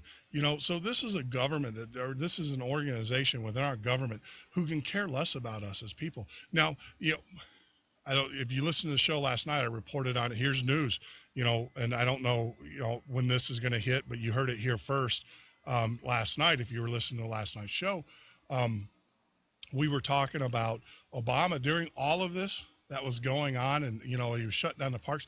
Do you know that President Obama pulled out his checkbook and wrote a check to the National Muslim Museum to keep that open, to open that up? Really? Yep. We reported out. You had to go back and listen to the show last night. So this is a president. But the problem is that's only upsetting a certain portion of the population, and that's the ones that are the best at rule following. I think that's why he's getting away with pushing us around, is because he couldn't do this with his own followers because they're just a bunch of misbehaving brats anyway. Yeah, but us, we're the real followers. We're the hard workers. We're the people out there who are actually still putting back in the system. Yep. And that's why we keep taking the crap. I mean, he will push us too far at one point, but I think that's why he's been so successful at it. Well, because what they do is they do the soft kill. What they do is, with gas prices, they see what we'll be able to bear as a society, and then what they turn around and do is, they push it to that point, and then they back off, and then they push through slowly and surely. I mean, that's the whole. I mean, look, don't kid yourself.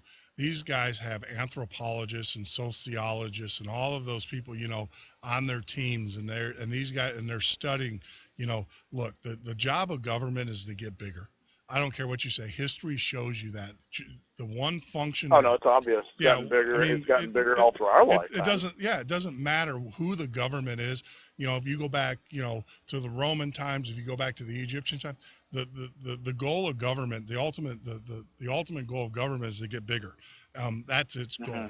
And so the difference between then and now is that our politicians have figured out they have focus groups, they have control of the media, so they can slowly, indoctrinate.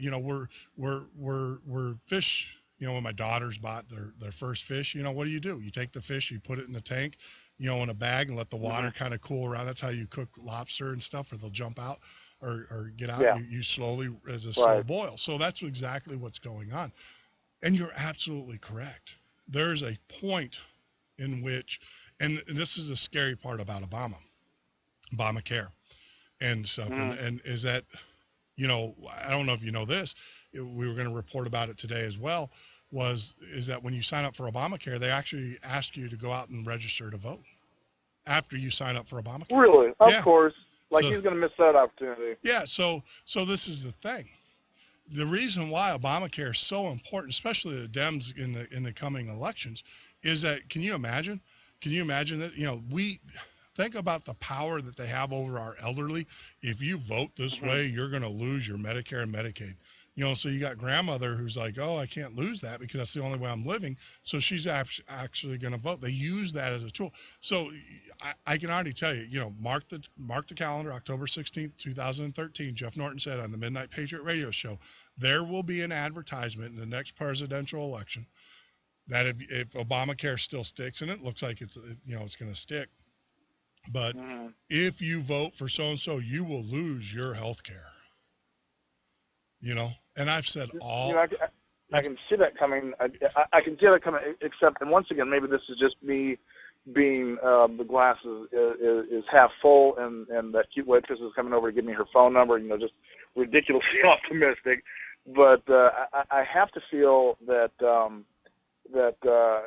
with the amount of businesses, and you and I hear it, you hear it in the news, I'm hearing it on the street, businesses that are closing, people that are getting their hours cut, between that and having to pay this ridiculous amount for insurance, and then when the bureaucracy kicks in and people aren't getting anywhere near the kind of care that they are, I just can't see even that threat meaning anything in the fall of next year. Maybe I'm wrong. Maybe I'm just being delusional. But I think that that'll be the thing. I think that's going to be his death knell. Hold on.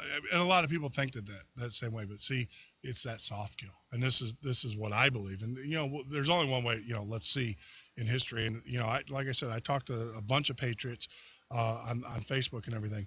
So this is the thing. It's the whole problem cause solution mentality of our government. So they're the problem, they're the cause, and then they're going to offer the solution. And the solution is this. The solution is that, all right, guys, if you give up your certain freedoms, certain rights, we will give you what you need to sustain yourself. When a family, let me back up. I don't care, and I can't tell you. I can tell you what I'm going to do now, but it's one of those things when you're in that situation or in those shoes. What are you going to do? I know more than likely I'll fight. I mean, that's just who I am. I'd rather leave this earth as a fighter and a warrior, as a patriot, than a coward. But regardless of that, what's going to happen is that you've got so many people out there who depend. We know that the number is about 43% that depend on the government. That's going to be growing. Think about this. We talked about this, is that when you look for a job healthcare is pretty much you get your pay. They look at your pay. But if you had two companies or two businesses, one was going to pay you $10,000 less but give you 100% healthcare, more than likely people that have families and have those financial needs and stuff, they're going to take that $10,000 cut in pay and they're going to take the 100% healthcare. Because healthcare is so important to a lot of people, especially families. I don't know, you're not married, or are you? But I mean, no, I'm second marriage, exactly. Kids, grandkids. But that's important to you. Your healthcare is important to you, and as you get older, your healthcare is going to be even more important to you, right? And stuff. So if I can sit there and dangle that healthcare in front of you and say, look, you're going to play ball. I'm just waiting for the day. They already said that the government has the right under Obamacare. We talked about this yesterday. If you smoke, they can come into your home and do an investigation. It's out there. Go to yesterday's show. You'll see you'll hit sources and you'll actually see the article. It's there in Obamacare. There's other things too. If you have unwed mothers, all that stuff. But the thing is, I'm just waiting for them to say, well, if you have a gun in your home, you can't have health care, or your health care rates are higher. It's just a matter of time, but they got to get it enacted first, and then they start throwing, look, our history will tell you it's not there yet, but history has shown to the people that it's eventually going to get there. And so the thing is that, you got to kind of watch that. And that's the scary part. And like I said, the way that they're going to corral people and get us from an anthropology standpoint, to get us all as a herd mentality, is get us all linked together through some form of control. And I think the Obamacare, my belief is the Obamacare program is that way of linking us and getting us. And so, they come back to you. I'm a out of shape older gentleman. They tell me, hey, look, I don't have diabetes or heart disease or anything like that. I'm healthy. But, there's eventually, I'm sure, I'm sure, if I continue to eat the GMOs, I'm sure that's going to change for me. But they're going to say, look, you're going to, if you don't act a certain way or do a certain thing, you're not going to get this health care. You're not going to get, when you have diabetes, you're not going to get the XYZ medicine. You're going to get this medicine or whatever, which they know is not. So, like I said, it's all about the camel getting under the tent and everything. This is just the beginning. And that's the way that they're going to soft kill us. I mean, but there's a couple things that I see throwing a major wrench in their programs. Like you said, I can definitely sit and trying to figure out some way to come after arms. Like I said, I've been talking to a lot of doctors. Just the last one I talked to right at my physical, and he said, and he's been talking to other doctors. And this is a guy who was actually, for the state of Missouri, was involved in figuring out standards for drivers. But he was talking to other doctors, and concierge care is going to be on the rise. And I'm telling you, if that's the case, the way business works, and at this point that will be the black market, they'll just start hospitals or underground hospitals where you can get the kind of care for cash, or God knows, at that point maybe even a bartering system, and that's the way that they'll get past that. People aren't going to give up their guns, not to the numbers that they'll need anyway. I don't believe that. And if you've ever played Risk at all, the hardest part of holding Asia was because you had to keep leaving troops behind in every little province that you went through. And that's the thing that any army has to look at if they're taking over, they're doing a geographical takeover of the land, is how many troops do they have to leave behind? How many people are armed in a certain area? Well, I can tell you this. They're never going to, I'm a member of the 3%, so they're never going to get my guns anyways. This is a thing though. I mean, I would never get, I would never sign up for Obamacare for obvious reasons. I mean, there's a couple of reasons why I would never sign up for Obamacare. But there's a lot of reasons. I'm just not going to do it. But I may have to. Well, I mean, there's alternatives, and maybe we'll get one of our insurance guys on here, and we'll talk about that a little bit later. But the thing is that, there is a 3%. I guess the good news in all of this is that a lot of people, we are studiers of American history, so. The reason why there's a 3%, group is that the American Revolution was actually started by 3%. Of the American. Right. I was just learning that recently. I was stunned to learn that it was that small of a number, and it was heartening because it was like, my God, 3% of some supposedly dumb, rough on edge colonials beat back the world's biggest, baddest army and government. That is stunning achievement. Well, I can tell you right now, a city the size of Chicago, let's just take a city the size of Chicago. If they wanted to declare martial law in Chicago, they would have to put on boots on ground about 20,000 troops. Right. To be able to control. We're too big of a country. Yeah, exactly. So, that's the refreshing part. And so it doesn't take a whole lot. And the reality of it is, and I'm seeing more and more of this, especially in our military, you had four generals that were fired for obvious reasons. A lot of the theories out there is the fact that they would not take an order to enact martial law. I see it personally. I know a lot of police officers. I know a lot of the whole thing with Charleston. Excuse me. The whole thing with Charleston. Yep. So that was one of the things, and we talked about that earlier on the show. That's probably why Biden's over in Russia right now, trying to keep them from filing a complaint against us. But for detonating a nuclear warhead off the shore, breaking our test ban treaties.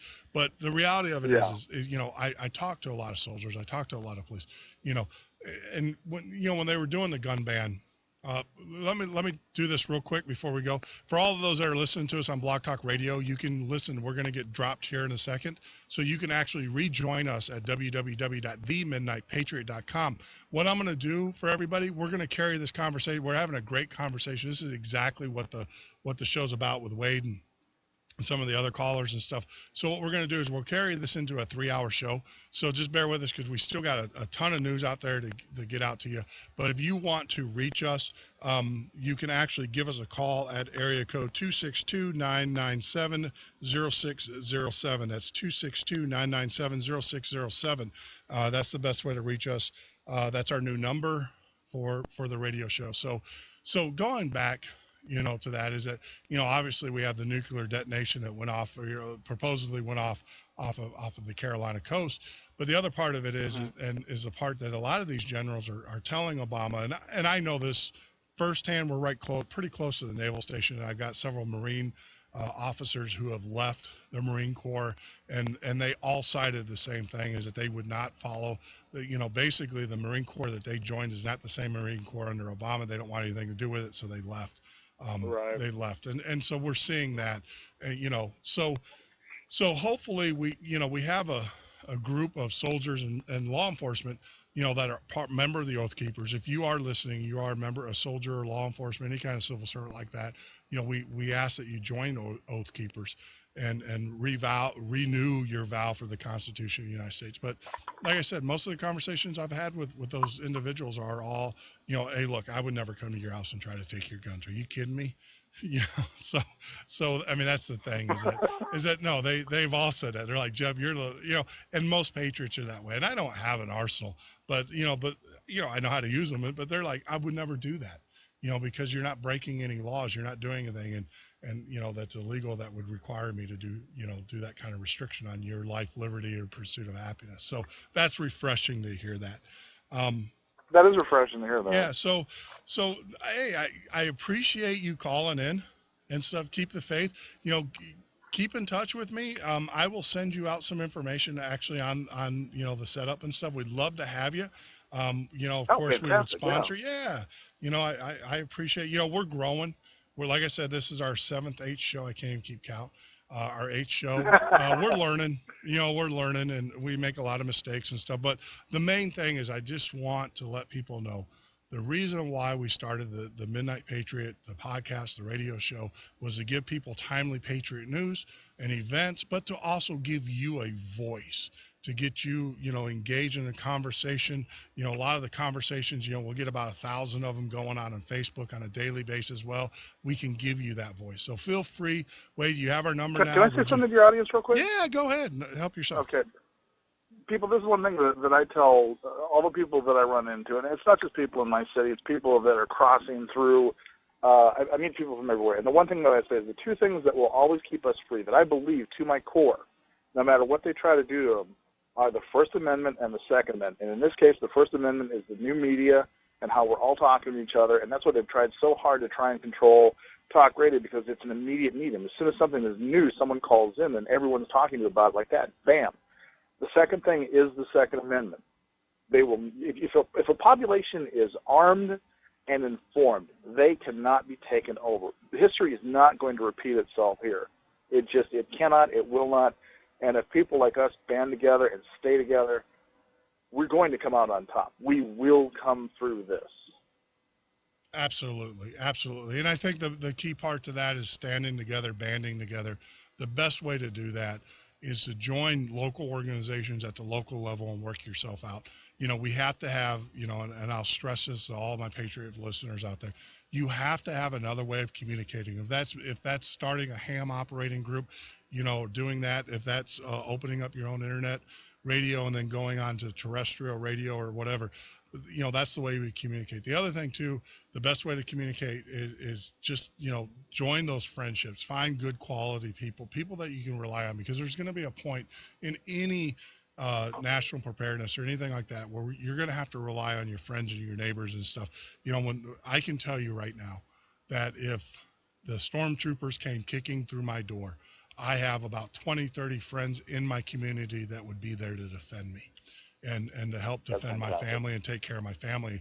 And that's just because, the Patriot community that I belong to in this community. So I ask yourself, while you're out there Facebook and people, find out where they live. If you, have a meetup, do a 3%er meeting, a common good, join those types of groups. And actually, that kind of inspires me It's not like I have enough to do. But what I'll do is I'll put a 3% group section up. No, and then we'll have a local event section so you can actually register your event. That's a great idea, and that's a great community service. But it's all about, Wade, I appreciate you calling in. Good luck to you, brother. Thank you so much, sir. Thank you for giving me the opportunity. I hope to speak to you soon. Oh, absolutely. Like I said, feel free to call us anytime during the show. Love to talk to you. And like I said, I might be the host, but it is your show. And everything. Thank you, sir. You take care. Yep. Be well, my friend. So, oh, wow. Another great conversation that we had here at the Midnight Patriot and stuff. So what I'm going to do is hey, we just rolled into our third hour. Is that amazing or what? So what I'm going to do is I'm going to take a small break, get a little bit of water, kind of get my throat redone, and then I'm going to get back to what we were originally going to do. We still have a cry for help. Or a call for help for a soldier who is being wrongly accused, and everything. We got to get that word out, get you guys to join his group, and everything. This is so when I get back from the break, we'll talk about that. Of course, we still have some more news. We'll kind of just carry this into the third hour. I appreciate it. Now, if you want to reach us, we just, as of tonight, turned up our new hybrid system. So the quality is 10 times better. We will change the phone numbers on the site, but you can give us a call at 262-997-0607. That's 262-997-0607. That's a direct line to us in our new hybrid phone system. So you're listening to Jeff Norton, the Midnight Patriot Radio Show podcast. If you want to join us, go on the web at www.themidnightpatriot.com. Like us on Facebook. Follow us on Twitter. If you'd like to join our group of the Patriot Insider, you shoot me a message, a private message. I will get you logged into the Patriot Insider and everything. We're going to take a break, like I said, and we'll come back and we'll talk about some of the news, and we'll roll into our third hour. Thank you for listening to the Midnight Patriot Radio Show.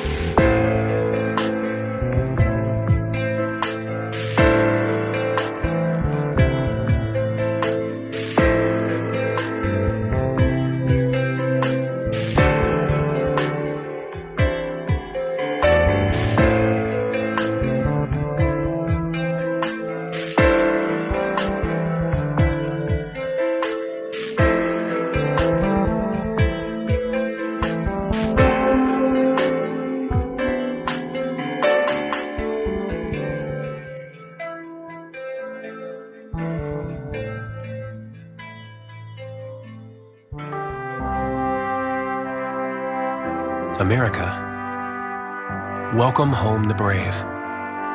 The brave men and women who serve their country are coming home. Home to their cities and towns. Home to their mountains and valleys. Home to their families and friends. Home to America. Some of these warriors are coming home with wounds you can see, and some with wounds you can't see, like post-traumatic stress disorder. Wounded Warrior Project was created to provide the support these wounded veterans need to ensure their return to America is well-adjusted and successful. But we need your help to ensure that our mission is a success. Help us honor and empower these wounded warriors. Contact us at findwwp.org. America, welcome home the brave. In a moment, cancer changed our lives forever. At this moment, St. Jude Children's Research Hospital is saving lives with pioneering research and care. And will never have to pay St. Jude for anything, ever. At this moment, she wants to be in her own bed. I want to be back at school with my friends. I want to be outside playing. Please take a moment and visit stjude.org today.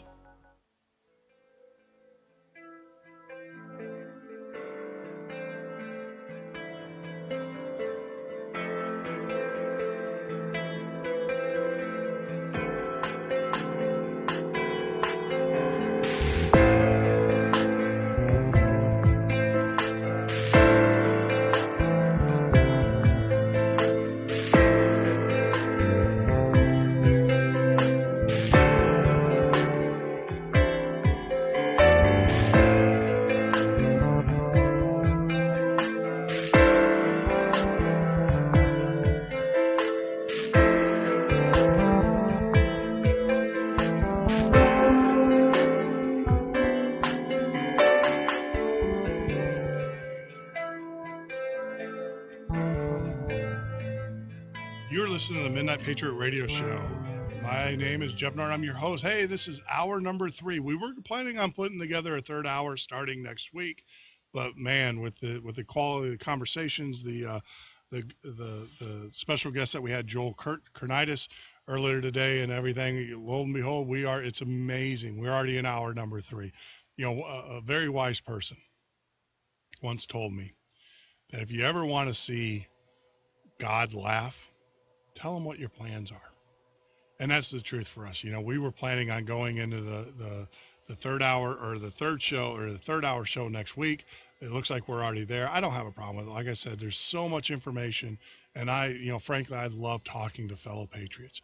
I love talking to other people, finding out what's on their mind, what they're thinking, and everything. So not an issue. But what we're going to do with this hour is that we're going to focus a little bit on the news. I do have a call to action for all of you guys out there, and we'll get to that here in a minute. But first, let me do a little bit of housekeeping because we didn't get to do this. Now, as you guys know, this is a show that's dedicated. The Midnight Patriot is an extension of our conversations that we have on a daily basis with those out there on Facebook, Twitter, some of the other blogging sites, even our own site. This is a way for you to have a voice. Our goal here, and we're not bashful about it at all, but we need your help. We really need your help. Our goal here is to extend this and get it on what they call terrestrial radio. We have an opportunity with a partnership with our refeed company to actually partner up with iHeartRadio.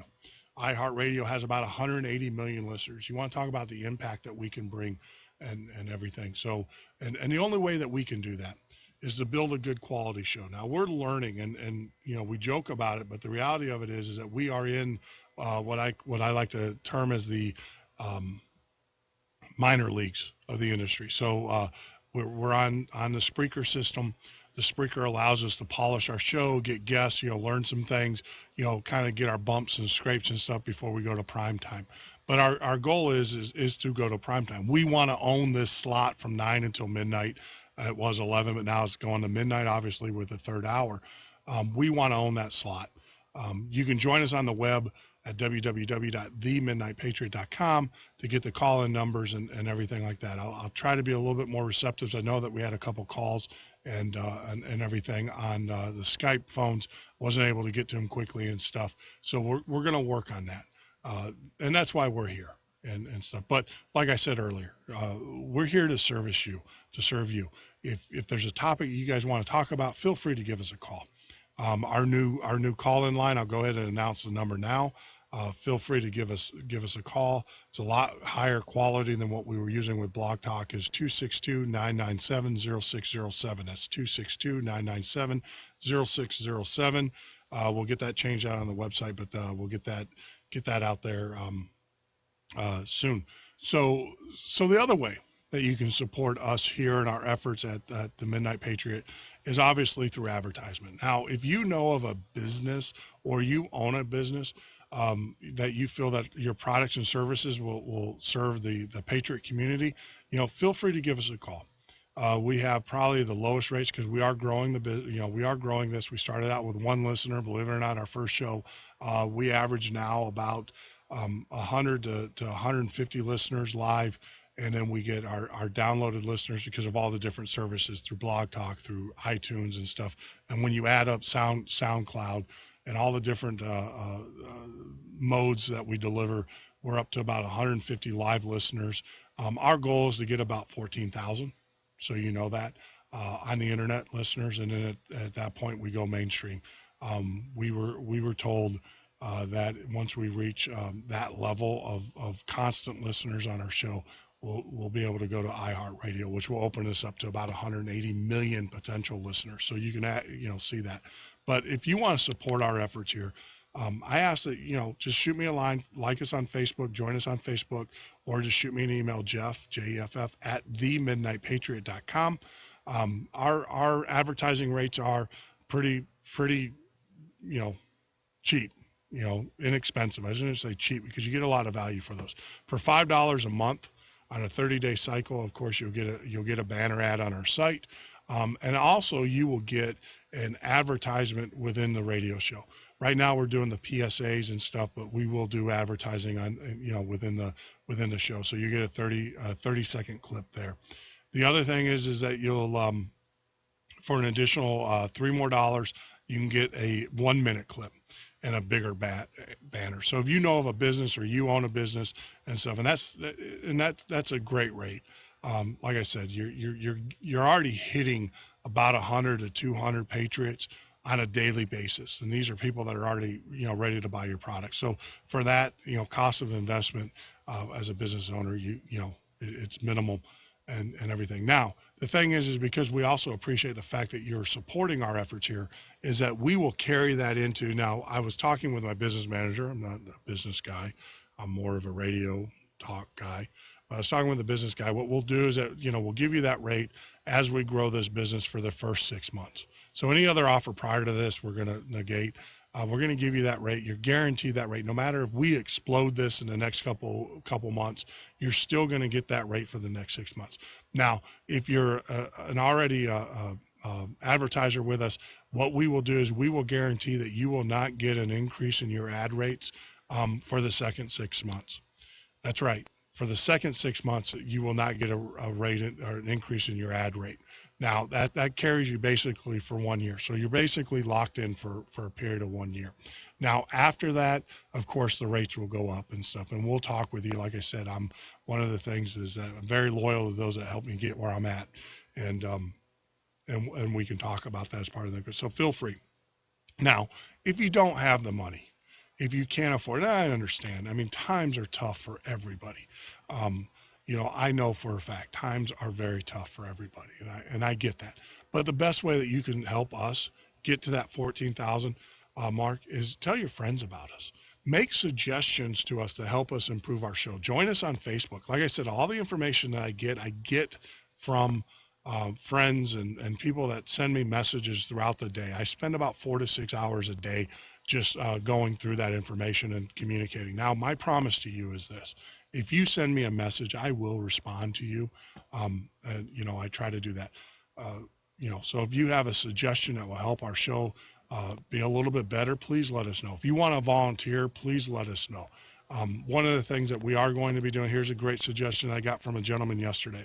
We are going to put up a PDF flyer with one of the scan codes so that you can actually pass out flyers that, and people can scan them in to their cell phones or whatever, and we'll have a radio app that they'll be able to listen to the show on, and also, join Facebook. So that's one of the things, and then they'll be able to distribute that.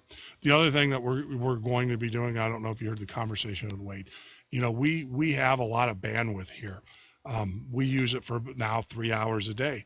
Well, that gives us, basically 21 other hours that we can fill with other programming. So if you have a podcast or a radio show or whatever like that, we would be glad to do a refeed for you and actually help syndicate and give you some advice. So that's the other way that we can do that. But remember, this is your show. This is for you.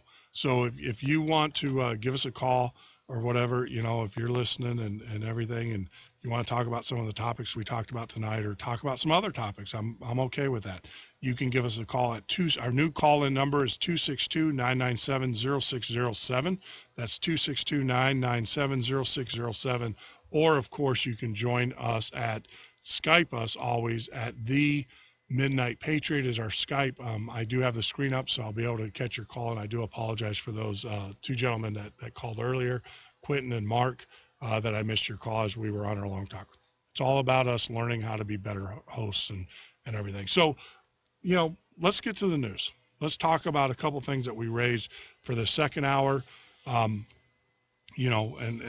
things that are pretty important. Obviously, you guys heard the clip about Harvard just did a review. As of the law that was passed about 2 hours ago, we now as Americans, every working American, I'm in that group too, we now owe $123,000 to help pay off the debt that our country has encumbered, or our politicians has encumbered us. Now, the scary part is that, and I don't know if you guys know this, but CNS News has reported our government hasn't been straight with us for a long time.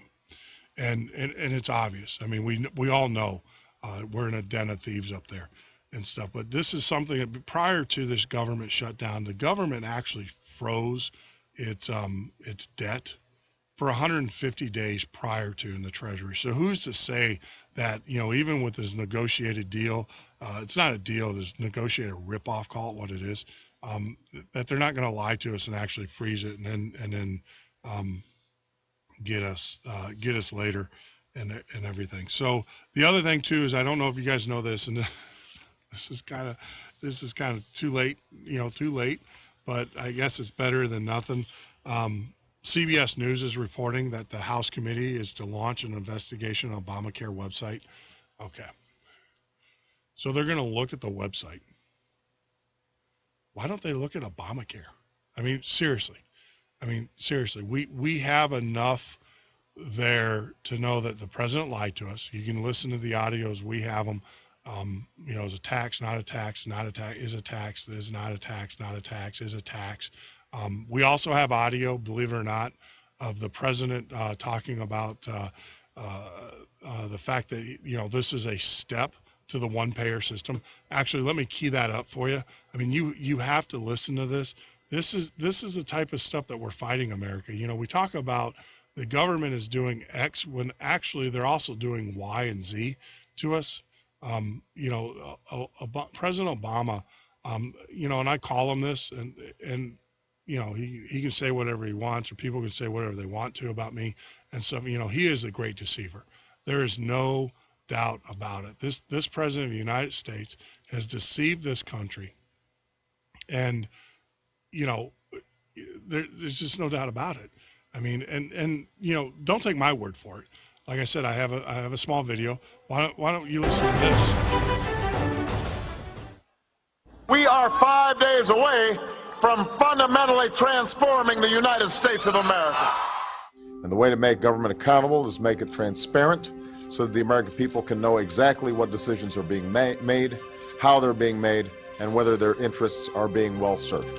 These are just some of the lies. Let me say it as simply as I can. Transparency and the rule of law will be the touchstones of this presidency. In fact, since taking office, this has been the administration that's prosecuted more whistleblowers in 2 years than in the preceding 40 years, that meets with lobbyists across the street from the White House so they don't have to disclose they're meeting with lobbyists, and, this is true, censored nearly 200 pages of internal emails about their efforts to make government more transparent. How weird has this administration's record on transparency gotten? President Obama received an award for transparency Monday. That meeting was completely closed to members of the media. They not only closed the meeting to the media, they didn't even put it in the president's public schedule. I believe that every single American has the right to affordable, accessible health care. But these negotiations will be on C-SPAN. It'll be televised on C-SPAN. It's on C-SPAN. On C-SPAN. On C-SPAN.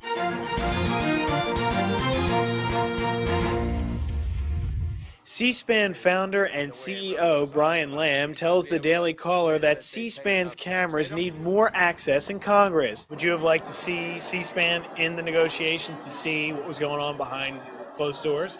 The president said that we're all going to be on C-SPAN. He never asked us. This prompted C-SPAN to send a formal letter to Congress today. They are requesting, once again, full camera access to all of the relevant negotiations to how our health care system will be changed in this country. Brian Lamb, the founder of C-SPAN, is urging Senate Leader Harry Reid and House Speaker Nancy Pelosi, along with the president, to allow the public full access. Okay, just lastly, why can't you answer the C-SPAN question? I did. Well, you didn't, because you I said I hadn't seen the letter, which I haven't. Why do you need to see a letter? I mean, this is something the president said during the campaign, and he talked about he wants everything open on C-SPAN. Dan asked me about the letter, and I haven't read the letter. So I'll just ask you about having it on C-SPAN. So I've got another 4 minutes of these clips here. So the reality of it is that, we have the president in his own words. I mean, I've said this all along. This is probably one of the easiest jobs I have ever had to do. I mean, the information's out there. You just have to know, you just have to not really know where to find it. You just have to, take the time and find it. It's there. So I have 4 clips. Now, let's talk about the true intentions of Obamacare. And I talked about this, and we talked about it in the last segment with Wade and text about it and everything while we were doing the show. with some of our audience members that were messaging us. I believe there's two things going on here with Obamacare. I want to get this out there. I want to get it on the record. So when that happens, you can say you heard it here first. Number one, they're going to use Obamacare, obviously, to buy their votes. I need a bumper sticker. Obama, stop using my money to buy your votes. But they're using Obamacare to buy their votes, because they're going to, you will hear in the next election cycle, you will actually hear, and I promise you, if you don't vote for us, you're going to lose your Obamacare. You're going to lose your health care. That's the first thing they're going to do. The second thing they're going to do is that they're going to use Obamacare to push their social agendas and their restrictions. They already say that they can enter your house if you're a smoker. They already say if you're under the age of 21 and pregnant. They can already say if you're a PTSD or military family. They can, it's already in the Obamacare that these individuals or government officials can come to your home and enter your home, and you have to, I guess you have to allow them, whatever. But it's there.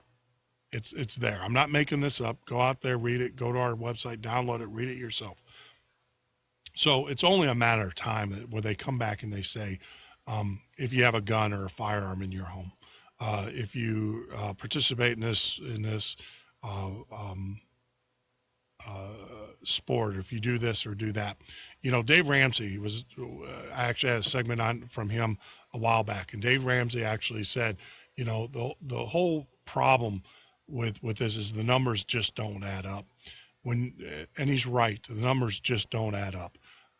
There's a lot of numbers about the registration, and it'll take 3.6 years for everybody to register on Obamacare when we were only given 3 months to a website that doesn't work. But that's not the numbers he's talking about.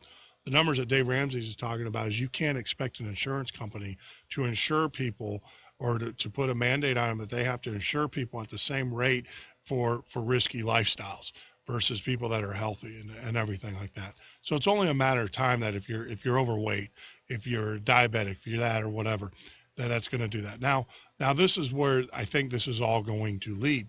There's going to be such a huge outcry because our insurance companies are going to go under. They can't, they're already trimming as much as they can. There's going to be a huge outcry. And I'm just telling you, the next evolution of this whole Obamacare is exactly what Obama said he was going to do or what he was for early on. I'm gonna pull this clip up. We're gonna hear a little bit of it, and then it will probably go into the part that we need. Like I said, I do apologize. We kind of patched it together. I didn't pull out the sound bites. I probably should have. But here, listen to this. This is the president in his own words. This is his administration, his own words, and where he's going to be taking Obamacare. Address a illegitimate concern that's being put forward by those who are claiming that a public option is somehow a Trojan horse for a single-payer system. A single-payer healthcare plan, universal healthcare plan. That's what I'd like to see. I think if we get a good public option, Representative Barney single payer, and that's the best way to reach single payer. Nobody is talking about some government takeover of healthcare. I happen to be a proponent of a single-payer universal healthcare plan. And that should never be purchased with tax increases on middle-class families. It may be, but it's still a tax increase. That's not true, George. For us to say that you've got to take a responsibility to get health insurance. There you go. The President of the United States, in his own words, is talking about single payer, nationalized health care. And I think that's where this is going. This is such a debacle, and I think it was a debacle by design. It's to get people into the system, to get them indoctrinated into the system, and then to move them into a single-payer healthcare system. So you heard it here. Right here on the Midnight Patriot. I think that's where we're going with this. I think that's where we're going. First, they're going to get us indoctrinated. They're going to get us to adhere to their policies indirectly. You Second Amendment out there, guys like us that own guns, there's going to be a penalty for us. They've already announced in Florida that they are going to be looking at your credit score and your ability to pay for these services, and that's going to determine your rate. So those people that are less fortunate that have lower credit scores because of the job loss, or people that can't pay their mortgages because of job loss or sequesters and stuff, they're going to have to pay a higher rate. So those are all the things that are going on in this country, and that's where it's going to. So in his own words, we try to use their own words, and you heard it here on the Midnight Patriot. Obama is for a single payer system. He won't come out and tell you because he's the great deceiver. We've already shown that. We've already shown the things that he's hidden from the American people with the help of his cronies. And this is just, this is easy compared to what he's actually hidden from the American people. And we will be doing an expose a little bit later in the show. But right now, let me take a break. And when we get back, I'm gonna share with you this plea to help the soldier who was just following orders, doing what he needed to do as a soldier, and now he's found himself in prison. So we're going to talk about that. Like I said, if you want to join the Midnight Patriot radio show, you can join us on the web at www.themidnightpatriot.com. Like us, get us on Facebook. Next week we will have some interviews with some authors. So of course, join us. Look at our events page and see what's up. If you'd like to call in, our new number is for our third hour. Is actually our private number is 262-997-0607. That's 262-997-0607. The lines will be open as long as the show is running. So you're listening to Jeff Norton of the Midnight Patriot Radio Show.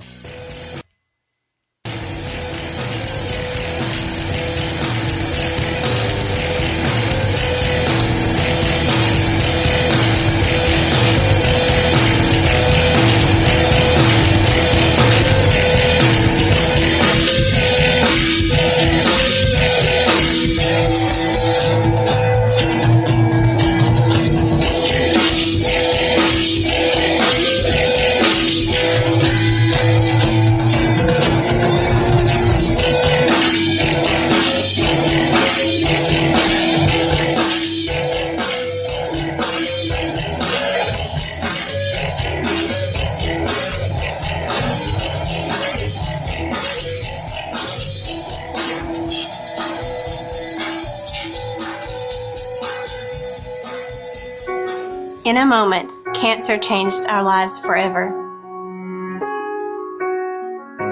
We were told nothing could be done to enjoy these final moments together.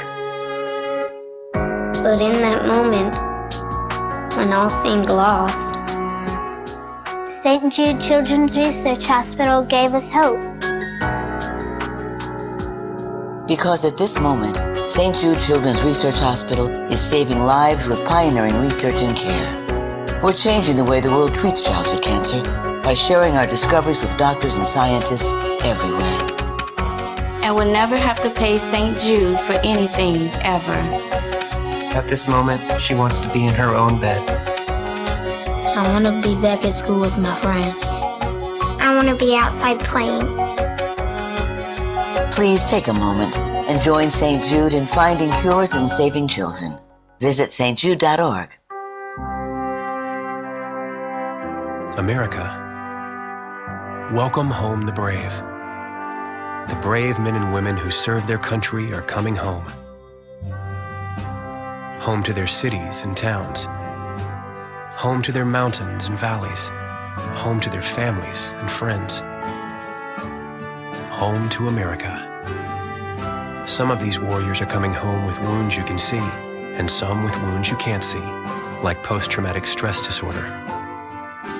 Wounded Warrior Project was created to provide the support these wounded veterans need to ensure their return to America is well-adjusted and successful. But we need your help to ensure that our mission is a success. Help us honor and empower these wounded warriors. Contact us at findwwp.org. America, welcome home the brave.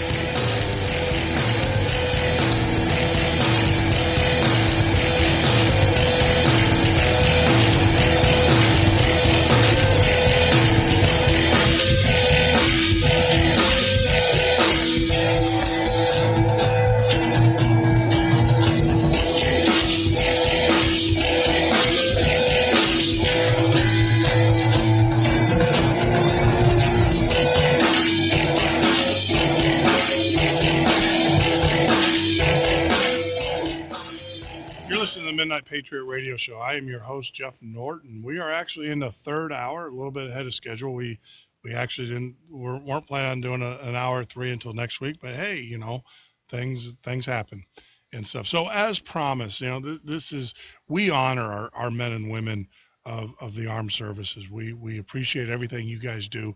The fact that you put on your nation's uniform in defense of our freedom and our liberty. Those in Washington, D.C. might not respect you and honor you, but I do. And if there's anything you guys need from us, fellow patriots and stuff at the Midnight Patriot Radio Show, just let us know. We'll be glad to help you as much as we can. You know, it may be a Veterans Affairs issue, if it may be, you know, help with coordinating benefits. Actually, I do have connections at Wounded Warrior Marine Detachment at Lejeune. So if there's things that we can do to help you, please feel free to give us a call. You know, give us a call. Actually, you won't be able to call except during the show, but you can message me on Facebook or shoot me an email, jeff@themidnightpatriot.com. I'd love anything I can do for you guys. So with that being said, so today I actually received and I kind of reviewed the case. So you can rest assured that it has been tested and verified. And this is a case that needs to get out there. So anything that we can do, and I'm going to try to get their family on to kind of give us a little bit more information, you the listeners and stuff. But until then, this is something that you guys need to go out and, you know, come to your own conclusion. I can tell you that I've done already, you know, I wouldn't be talking about this unless I felt it was important, but we need to rise up. We need to start defending the men and women that we put in harm's way who do our jobs. Now, they might not do the job that the politicians wanted them to do or the State Department wanted them to do, but they did exactly their job. Now, I'm a firm believer that, our military boots on ground is the last resort. But when we unleash our military, they ought to be feared by everybody. They're not there to be, you know, policemen. They're not there to be social builders. They're not there to build schools. They're there to kick butt and take names. I'm a firm believer of that. And if you're in a country, especially when your enemy is hidden amongst the civilian populace, as horrible and horrific as it may be, there are going to be civilian casualties. Maybe the politicians need to think about that before they send these men and women over there. You know, maybe they really do, yeah, and stuff. And this is a case of exactly that. And like I said, I vetted this out. That's why I'm sharing it with you. And you're going to hear more about it in the coming days. But if you go to, you know, just Google Veteran Lieutenant Lawrence, Lorance, you will see this. So this is, you know, let me give you a little bit of the background, what happened, and then you guys can come up with your own conclusion. So about the case, this is the about the case section. I'm just going to read this to you because I want to make sure everybody hears this clearly, and I don't get anything confused because there is a legal case here going on. In July 2012, while serving as a rifle platoon leader in a remote sector of Kandahar province, Afghanistan, First Lieutenant Lawrence's platoon embarked on what was seemingly a normal combat patrol. First Lieutenant Lawrence's patrol, consisting of 16 U.S. infantrymen, 5 Afghan National Army soldiers, and 1 U.S. interpreter, left their stronghold point early in the morning of July 02, 2012, to a neighboring village.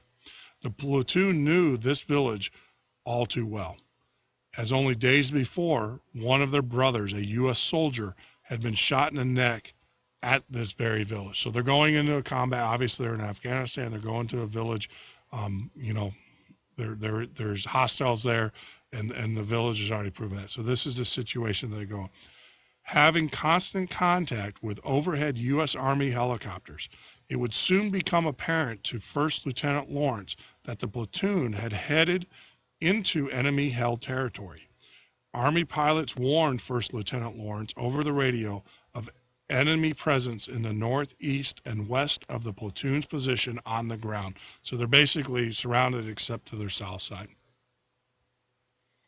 All right. So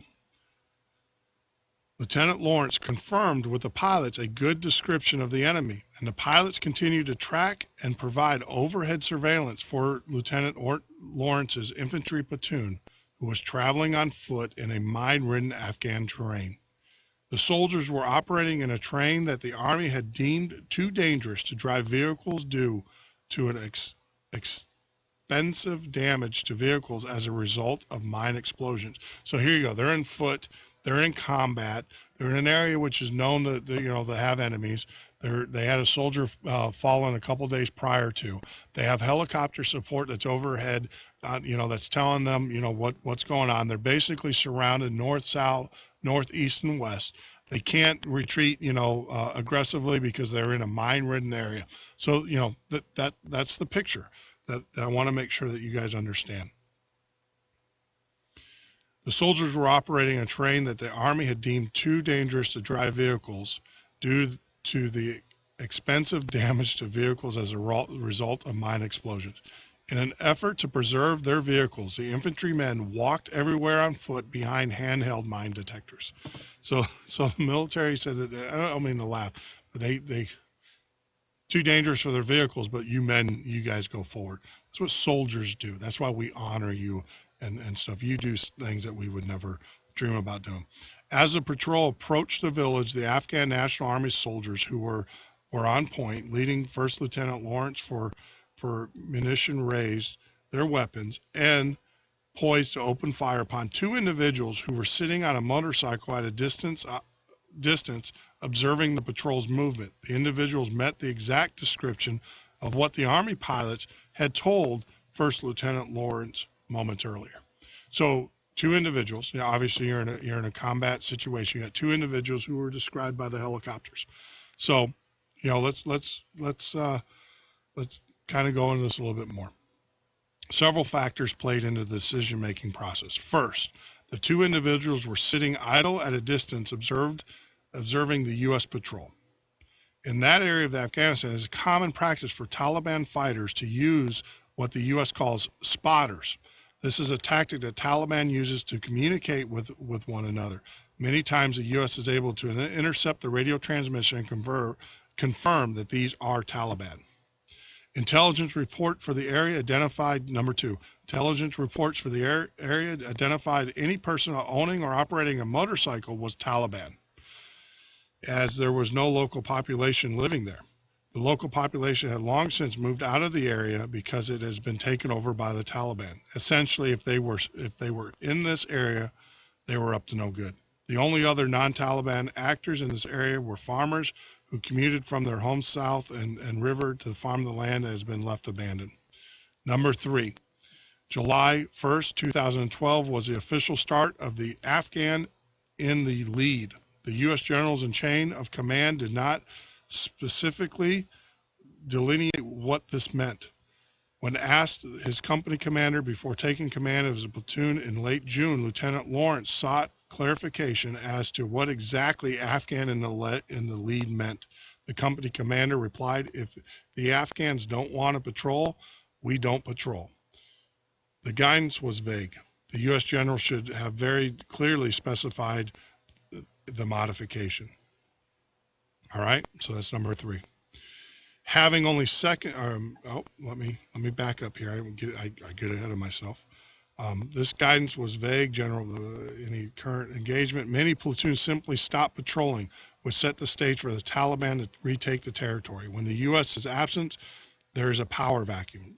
Lieutenant Lawrence knew that in order to protect his men, his platoon must continue to patrol often. Many U.S. officers' response was just to let the Afghan soldiers do what they want.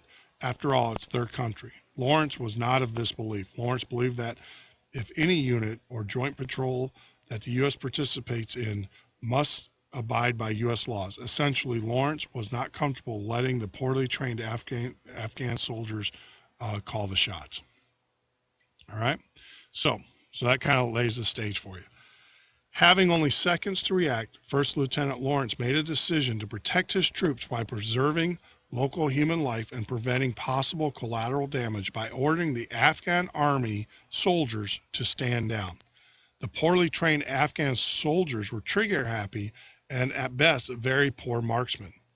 In First Lieutenant's decision-making process, it was either let the Afghan soldiers open up a barrage of gunfire and rocket fire onto the two individuals and potentially create unacceptable levels of collateral damage or to engage the target with better trained U.S. marksmen. So he told the Afghan soldiers to stand down. Within seconds to act, First Lieutenant Lawrence decided that collateral damage was unacceptable. First Lieutenant Lawrence could not see what was behind the nearby buildings and was afraid that there were women and children that may have been hit by the barrage of Afghan army fire. First Lieutenant Lawrence ordered all of his men to hold their fire to include the Afghan army soldiers. First Lieutenant then ordered the soldiers who was standing guard in an overwatch position from the road on the U.S. gun truck to fire 2 long-range precision shots, eliminating the threat. So there he goes. So he told the Afghan soldiers, because of their marksman skills and everything and their lack of proper training, to stand down, told his soldiers and then gave the order of his marksmen to take the shot. In fear of didn't want hit behind the target. He was concerned about that. The patrol remained under enemy surveillance as the soldiers moved through the village. Right, so they eliminated a threat. So the patrol remained under enemy surveillance as the soldiers moved through the village. U.S. intelligence intercepted enemy radio signals talking about the position of the patrol and planned an ambush. Moments later, Lawrence's men engaged and killed 2 confirmed Taliban fighters who were planning the ambush. Simultaneously, Lawrence's men in a separate location intercepted a Taliban fighter who was attempting to flee the village on a motorcycle. Another suspected Taliban fighter was injured in the engagement and was intercepted by Afghan army soldiers. This man was attempting to flee the village and had been shot by the army by Lawrence's men. First Lieutenant Lawrence ordered the combat medic to immediately stabilize the man and bring him back to the base for further medical treatment and remain on Lawrence's base pending the investigation. Upon return to the base, Lawrence ordered both of the captive men to be tested for gunshot residue on their hands. Both men tested positive, in other words, confirming Lawrence's suspicion that the men had fired weapons recently.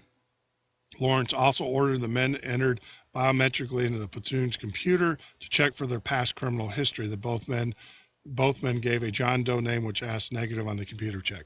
First Lieutenant Lawrence then ordered that both men be physically separated, put in a shaded area, and given food and water. Both men refused food but drank water. When the Afghan police arrived and asked Lawrence for permission to interrogate the prisoners, Lawrence denied the police access to the prisoners and declared them under U.S. custody. As such, they would be treated in accordance with U.S. Army laws and treatment of prisoners. These laws mandate that the U.S. personnel must protect anyone in their custody from interrogation or unjust treatment. First Lieutenant Lawrence instructed the men to guard the prisoners and not to take them. 2 to 3 hours later, the prisoners were transported to the detainee processing facility at the brigade headquarters. Even though both men tested positive for residue and were acting suspiciously and acted exactly as other Talibans do in the area, Lawrence's higher HQ assumed they were innocent due to political reasons. The 2 men Lawrence's platoon killed early on the patrol turned out not to be confirmed enemy fighters.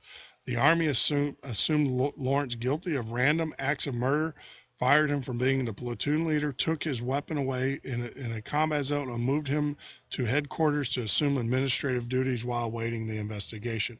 The members of Lawrence's platoon have since made efforts to protect themselves by testifying against Lawrence. First Lieutenant Lawrence is the only person in the incident that faces any charges. Decide for yourself. We send our soldiers to fight in a war of civilian and enemy lookalikes. They are walking through fields with landmines designated specifically not to be killed but to maim or mutilated. However, the U.S. government is going to turn around and accuse the brave soldiers of murder. What would you do in that situation? So there you go. This is a cause that I will take up. So we're going to try to get the family of First Lieutenant Lawrence on the phone in an interview. We're going to talk about this. Granted, whatever reason, you're dealing with an enemy who hides in a populace. You're dealing with an enemy who blends in. You're dealing with an enemy. The fact of the matter is these 2 gentlemen were called out by a helicopter. So it wasn't just First Lieutenant Lawrence's misidentification of these individuals. The fact of the matter is that we're not fighting a war. We're fighting a political war over there with the Afghanis. And this goes back to my point. When you send our men and women into harm's way, let them do their job. Stand out of the way, you politicians. This is a great example of a soldier who made a decision to protect his men from possible harm. They were in a combat zone, and he made a decision. And now we have people who weren't there. We have individuals who weren't who are looking at this from a political standpoint, not from a war standpoint. The fact of the matter is it doesn't sound like, from what I've read there, that Lawrence actually pulled the trigger. He actually had his sniper group do the trigger. Now those individuals were on point at that point. They could have made the determination. Obviously, they felt enough to take the shot, and they took it, and rightfully so, in my opinion. So, like I said, go out there, join us on Facebook, join the group. We'll get more news. We're going to try to get the family on, get a little bit of clarification. But this is a cause I think that we need to bring up. I know that Fox is looking into it right now, talking about making it on the news to kind of plead the case and stuff. But this is, once again, this is an example where our administration doesn't care about the men and women. It says doesn't understand the situation that they've involved themselves in by our government's political actions and sending these men and women over there.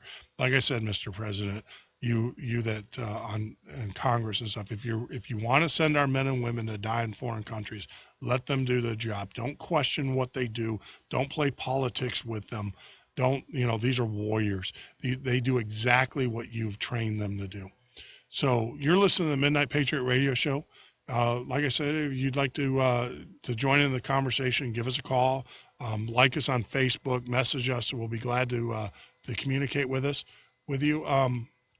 Now, I will tell you this, we do have a new system that's in place. So if you'd like to give us a call, you can, call us during our normal show hours on the Midnight Patriot is our Skype number. Our phone number is actually going to be changing in the next few hours. It is going over from a voice over IP, which is not of a good quality, to a dedicated hardline system. That number is going to be 262-997-0607. That's 262-997-0607. If you want to give us a call, feel free to. Just to kind of wrap things up here, man, it's been a great night. We first started out with a Patriot, had an interview with Joel Kernitis. I recommend you go out and you watch the video. It's very powerful, and the things that we did. Obviously, we talked about the House passing the Senate bill. Some of the little things in that Senate bill that you guys need to be aware of, though, is not only does it open it up until the 7th, respectively, and also January and February, we're going to be, they just kicked the can. They really didn't address the issues. They just kicked the can. So that's what we talked about. Obviously, we had a caller. But, getting back to some of the news, before we wrap up here in the last 10 minutes, I don't know, for all you Chase Bank holders, obviously, like I said, if you want to see what the world's doing, look at what the experts are doing. And that will give you good indication. And they're not hiding this at all out there. I mean, this is definitely out there. Chase Bank just sent a letter to a lot of its business owners or business banking accounts. And so basically this is entitled Chase Bank limits cash withdrawals and bans international wire transfers. So starting in the first of the year next month, or the first of the year, not next month, but the first of the year, Chase is going to be limiting cash withdrawals and banning international wire transfers. So they're preparing the banking system to keep money into the system. We reported about that the other day, that the banks are highly concerned about a flood on the banks or bank runs. When we were talking to lawyer Ellen Brown, the author of The Web of Debt and the Private Banking Solution, we discovered that banks only basically keep about roughly 10% of their assets on hand.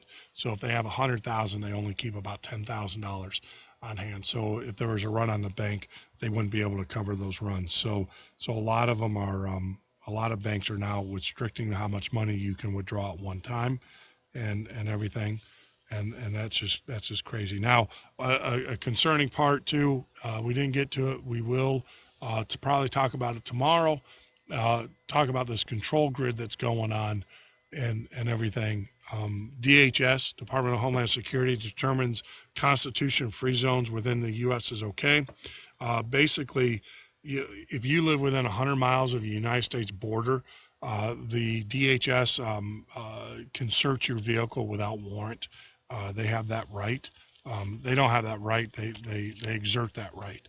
And so if you're within 100 miles of any international U.S. border, they can search your vehicle without cause, just by you being there, which is crazy. Now, the House Republicans are scheduled an impeachment hearing. Republicans in the House of Representatives have scheduled an impeachment proceeding against President Obama, claiming his inability to halt the federal government shutdown makes him unfit for office. Obviously, with the passing of the HR bill that went on tonight, I don't know how that's going to do it. I mean, you can impeach Obama on many things, but good luck with that. I mean, I think the power elites got control of this country, and there's not a whole lot we can do. I think that what we need to do as a country is that we need to regroup. We need to kind of consolidate. Us patriots need to stand together, and we need to come together in our communities so that when it does hit the fan, and it's going to hit the fan eventually, that we have each other to do it. Now, one of the things too, it's pretty bad when your own city starts to turn on you. I don't know if a lot of people know this, but Chicago Tribune actually wrote a pretty damning report about Obamacare, an editorial. It says, in a brutal editorial, President Obama's hometown newspaper, the Chicago Tribune, blasts Obamacare, and not just the crippling technical issues that have been marred in the launch. Now, the disturbing part of this is that they actually knew about this way ahead of time, and all of a sudden now they're coming out with the editorial. This is all orchestrated media. They want to sound like they're part of it. I mean, the good news would have been they should have told us 3 months ago that it had issues, but they didn't do that. And they knew about it 3 months ago, that the Obamacare website had issues. They knew that it didn't have the capacity. Just look at their numbers. They said that they base it on 50,000 registers. If you do it on 50,000 registers, it would take 3.6 years for everybody to register, just on those numbers. So they didn't even do the simple math.